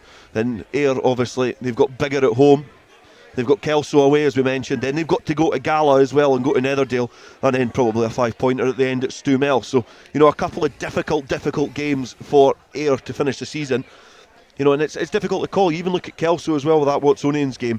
There's a lot of difficult games on the road. You can say now, though, Melrose are out of the equation. Yeah, I think in fairness, like I say, they leave here with their heads held high today. They played their part in what was a fantastic, hard-fought encounter, and Melrose now have to regroup. They need to play out the rest of the season, and they're going to have a job on. If anybody that doesn't go up this season is going to have a job to go up next season as well. And Melrose as a club, they're on a different trajectory to Kelso. Kelso are on the way up. Melrose, through no fault of their own, had to come down. Obviously, they've got a Super 6 team, but you just feel a club of Melrose's stature, they just need to get out of this division. It's not about the silverware for them in this division. It's about getting out the division and getting back up into the Premier Division. Yeah, and it's always going to take a few years for the kind of sediment to settle in after Super 6. And the teams who, you look at Boroughmuir, for example, a heavy defeat again against Peebles this afternoon, which means that they're going to plummet another division. And it's not been great for all clubs, but Melrose have done well to kind of galvanise themselves again. Heriots have done well, Ayr have done well, Melrose have done well. They've all been able to steady the ship after the birth of Super 6, but this is maybe just another year which Melrose do need to settle themselves and build the players that they've got coming through, because there's a lot of good performances in there. Brett, I thought, played well. Donald Crawford showed his experience. Connor Spence could be a polished performer with a bit of support as well, but a lot of good players. McConnell, Ferry, Runciman and Brown, an experienced front row as well. But they've got good players coming through, but it just perhaps illustrates they've got gaps there. Yeah, I think they have, and the longer you stay in this division, the harder recruitment comes and the harder player retention becomes. Does Angus Runciman fancy another crack at the Premiership? Does Struan Hutchison fancy another crack at the Premiership? There's ex-Melrose representation on the coaching teams of Premier clubs not located overly far from the likes of Melrose, from the likes of Gala, and you could imagine the vultures in that regard could start to circle the longer these other border clubs remain in this division. Well, Bert Gregg has certainly done a good job at Melrose, but it's a year that will pass them by. They're not going to get promotion from National 1, you would imagine, unless there was a monumental slip-up from both Kelso and Ayr, but he's certainly a good up-and-coming young coach. Now, I'm going to ask you the million-dollar question. Who's your favourites to go up from National 1 now, Kelso or Ayr? The winner of the game here in, 2 weeks' time, 3 weeks' time? Who's going to win the game in 2 weeks' time? I think Kelso will need to go up a notch from what they did today, certainly in attack. They'll need to make more of their possession, but I'd have to favour home advantage there. If they can give the crowd something a bit more to feed off, and they can do that vice versa, then I'd like to think they can come through it. But let's not write Ayr off. Okay, well, the victorious captain Frankie Robson is joined us at the back of the stand now, and he's now with Dale Clancy. Well, firstly, Frankie, let me just say congratulations. It was a great game. It was a bit of a tetchy second half. It was a game of fine margins, but you did manage to get over the line. Firstly, in terms of your team's performance, how proud are you of the Kelso Rugby Club this evening? Very. Dale we showed quite a lot of fight in the end there. It was a strange old game. Well, it was a hard game, but they came out first 10 minutes and really took it to us. Scored a couple of tries, just beating us round the corner. They were feisty and they were just really up for it, and I think from then on in we were just fighting a battle to get back in the game a wee bit. And obviously going in at half time, Melrose were just in the lead. It was only 4 points, but you had the wind at your backs, and it was. Did you feel a bit of deja vu from the Gala game, or do you feel that there was lessons learned on that day, and it was almost a defeat which is going to be a good a good stepping stone to your journey back to the Prem? Yeah, I think we're all pretty sore after that Gala game. I don't know if we learned from it as such. This was a sort of different game. It wasn't as high scoring as the Gala one. It was a bit of a ding dong, but we probably did learn from it. Yeah.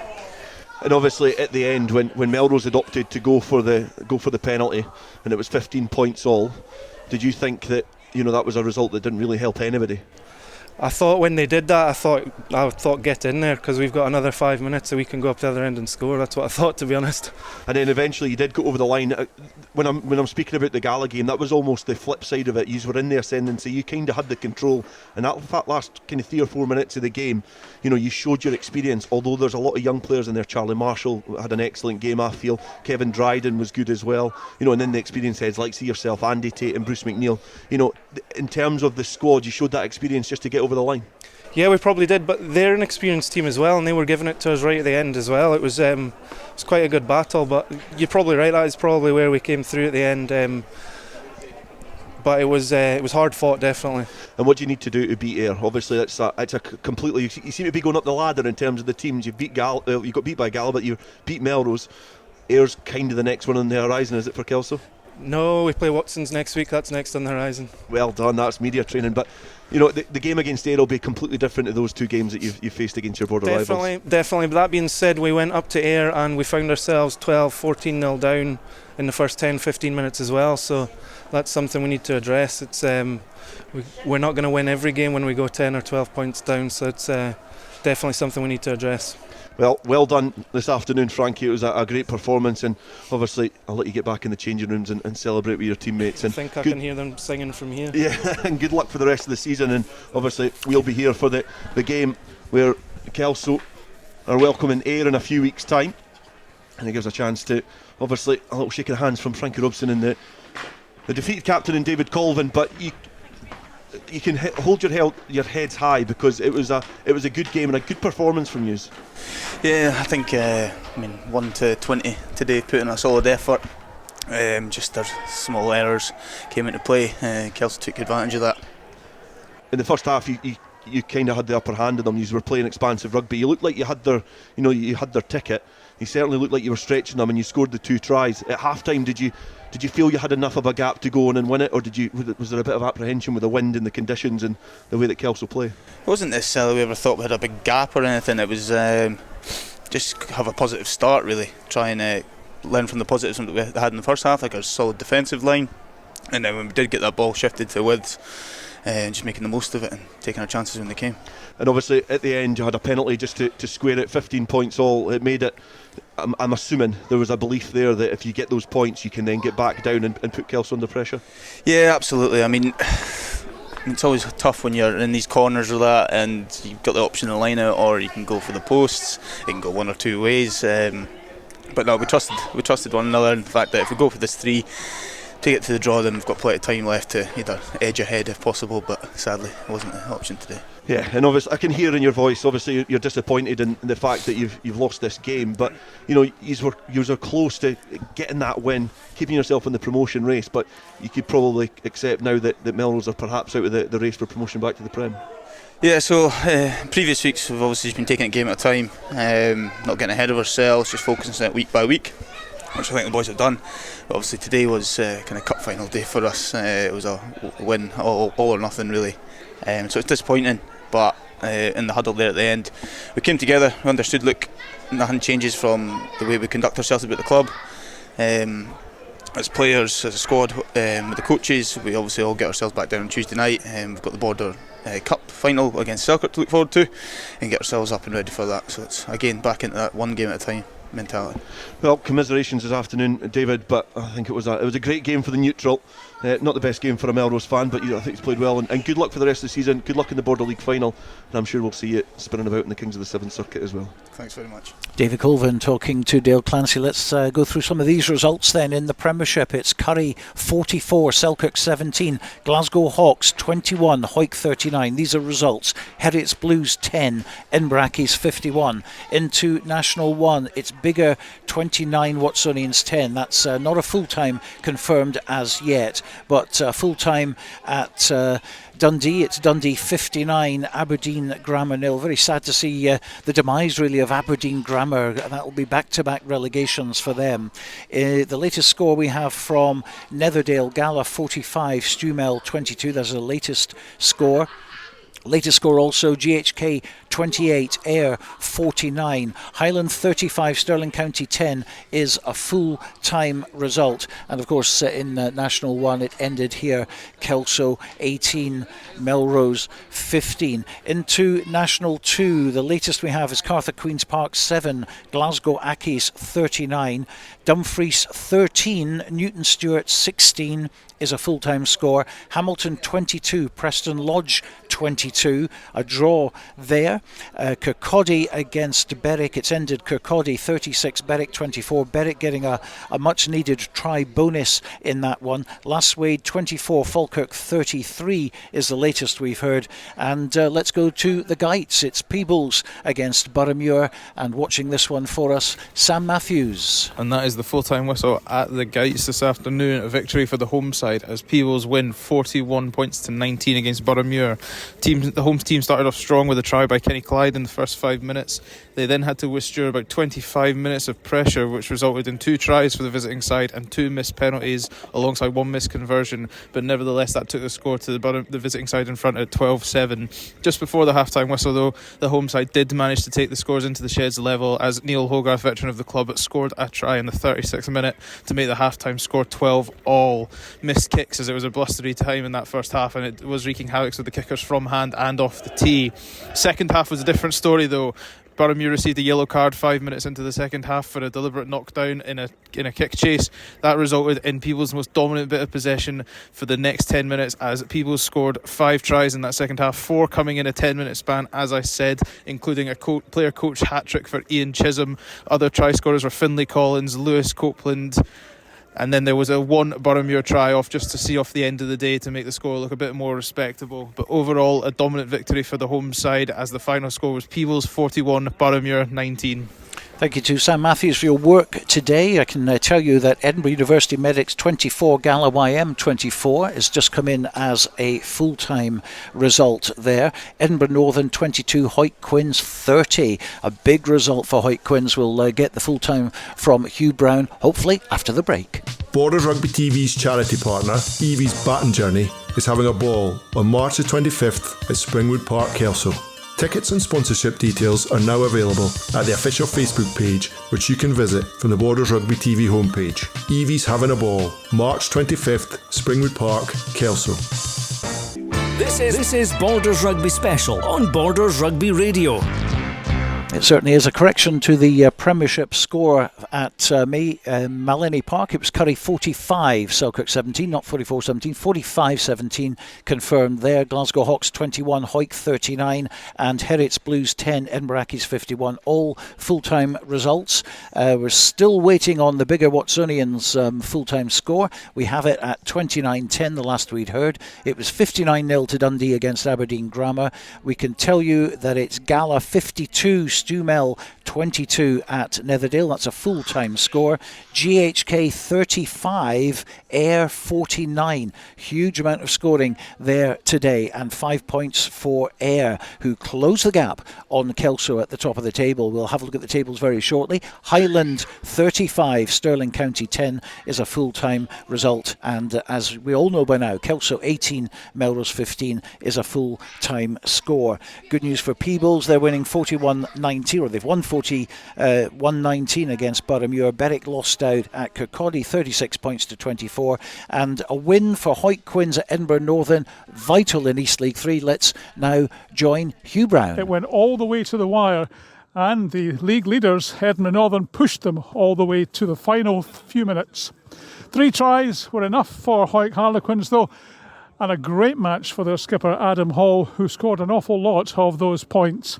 But it's a win, and it means that Hawick Harlequins are still very much in the hunt for the league title in Division 3. Final score here at Inverleith Park was Edinburgh Northern 22, Hawick Harlequins 30. My goodness, we've had some very, very big scores today. We're just having a quick look at the top of the table in the Premiership. Hawick 80 points, fantastic. Another 5 try bonus for them today. Curry 72, Edinburgh Accies 66, Mar obviously in the clubhouse at 51, Selkirk 45, Jed Forest 37, Glasgow Hawks 35, Heriots Blues 30, Musselburgh 30 and GHA 27 at the bottom. In National 1, Kelso 79, Ayr 77, Melrose 70, 56 for Gala, Highland 50, and then of course a whole trail right down to Stuart's, Melville and Aberdeen Grammar at the bottom of the table. So joined now by Dale Clancy and Robin Purdie, who were at the back of the stand, of course, commenting on that game today. And have you got your breath back yet? Yeah, it was a good game. The first half was really good. Second half, I think it was interesting. I think if you were wanting to watch tries and you were coming down here to watch that sort of action, then you might have been a bit disappointed. But I think if you're a rugby lover and you like seeing two border teams going at it and the twists and turns of the drama of the game, I think it was a great second half. And I think Kelso showed a lot of maturity and experience getting over the line, because that is a game that could have slipped through the net and it would have made the rest of the National 1 a bit more interesting. But I think it's still a really interesting league, because that Kelso Ayr game is huge. But again, I think that Watsonians game is tricky coming up as well. Like, that's a difficult game away from home for Kelso. Well, Robin, I asked you the first question just before the programme today. Who did you fancy? How does it sound now? Yeah, well, I kind of sat on the fence a wee bit there, Stuart, and I think that was justified given what's panned out. It was nigh on a draw. But no, Kelso have done enough to edge it. It was nervy, it was a bit error-strewn, but as Dale said, that's to be expected in a high-stakes border derby like this. We don't have that many borders derbies where there is so much at stake over the course of a season, and that's what played out today. But no, Kelso gutsed it out after going 2 fairly quick scores down, and I say all credit to them, but all credit to Melrose as well. They played their part. They'll be disappointed, of course. They're not going to emerge with anything league-wise this season. They've still got the Border League final to play for, of course. But yeah, Kelso march on, and I think Kelso will do enough at Watsonians, and I think this game Ayr here on the 11th of March will end up being a title decider. Well, just a score just coming in there in the second division. It's Watsonians 36, Kelso Sharks 36. So some pretty tight matches there today. But let's go to the Premiership again, Dale, just briefly, and pay tribute to Hawick, unbeaten in all their 18 games. Yeah, we spoke about it on Friday night, and the fact that it was a big game in terms of what sort of momentum that Hawick took into the playoffs, because a league game and knockout rugby have a completely different feel. As a player, it's different pressure, it's a different atmosphere. But if you're going into that with a lot of confidence and momentum, then you're on to a good win, I think. And the game against Mar is a tricky one, because we've spoke about it on Friday night. You told me how much you loved the playoff system, and I agreed with you. But it's one of those things that it gives Mar a chance, and I think a team like Mar, how dogged they are, they feel like everybody hates them anyway. I think because when you go away from home up to there, it's a difficult place to play. It gives them a chance. It's a tricky game, but Hawick unbeaten so far. They have been standout, the best team in amateur rugby. Every time I've seen them, they absolutely hammered Curry a few weeks ago. It's they're certainly a standout team now. Well, love it or loathe it, the playoffs go to the semi-final stage next week. It's Curry against Edinburgh Accies, and it's Hawick against Mar. So how do you think that's going to pan out? I think it's going to be Hawick versus whoever wins the other game. I think Hawick's squad depth is far too much. They they have been the opposite of Mar from last season. Mar had a really strong squad, good depth. They've lost personnel, and I feel Hawick somehow have managed to gain personnel. They've got really important players back: Fraser Rennick, Ross Graham, Dalton Redpath. Although Sudden's not playing anymore because of his injury, he's been important to them. But the likes of Fairbairn and Linton coming back to the squad, I could sit here for the next couple of minutes praising their squad depth that they have. But I feel that Hawick go into this strong favourites, and it's just a matter of who can upset them. But it happened last year, so Hawick will be fully aware of that. But it'll be Hawick versus the winner of Curry versus Edinburgh Accies. And of course in National 1 it's Melrose against Highland, Stirling against Gala, Watsonians against Kelso, and Ayr at home to Biggar. Yeah, again a lot of interesting games. I think the Ayr Biggar one would be interesting if it was at Hartree Mill, but it's not. And everything else now, if I'm being perfectly honest with you, I'm just looking at Kelso Ayr. So I think the game against Watsonians is a difficult one. They can score tries, they like to play expansive rugby, and I think at times Kelso, that might be a little bit of their weakness when they're playing teams who do like to try and throw the ball about. I don't know what Robin's thoughts are, but I think when they're going to play Ayr, I think Ayr have they've got the physicality up front, but I feel like they've got the physicality in the backs as well, and it's such a difficult game to call, I think, that one. Yeah, I think Kelso will need to take their attacking game up a notch for that fixture. They had lots of territory, more than enough possession, and didn't do all that much with it. And some of the credit might go to Melrose, but yeah, they'll probably need to take that side of their game up. And they played a lot quite deep today, quite far behind the gain line. It didn't come off, and when you spill ball there, then you're on the back foot. Your forwards are having to trundle back 10 or so metres to get back round behind, and we've seen that today. But yeah, I think they will come away with that with just enough, Kelso. I certainly hope so. Well, our closing headlines tonight in the Premiership: there were wins for Curry, for Hawick and for Edinburgh Accies. In National 1, victories for Biggar, Dundee, Gala, Ayr, Highland and Kelso. Berwick lost out but did get a try bonus at Kirkcaldy. Peebles walked away with the 5 points against Boroughmuir. In the East League, well, Edinburgh Northern 22, Hawick Quins 30, a huge result for Hawick Quins, who closed the gap on the table toppers. Edinburgh University Medics 24, Gala YM 24. Next week we'll be coming to you live from Mansfield Park for the Premiership semi-final playoff game between Hawick and Mar, plus all the score updates throughout the afternoon. That's in 7 days, but for now, from me and the team here at Poynder Park, goodbye.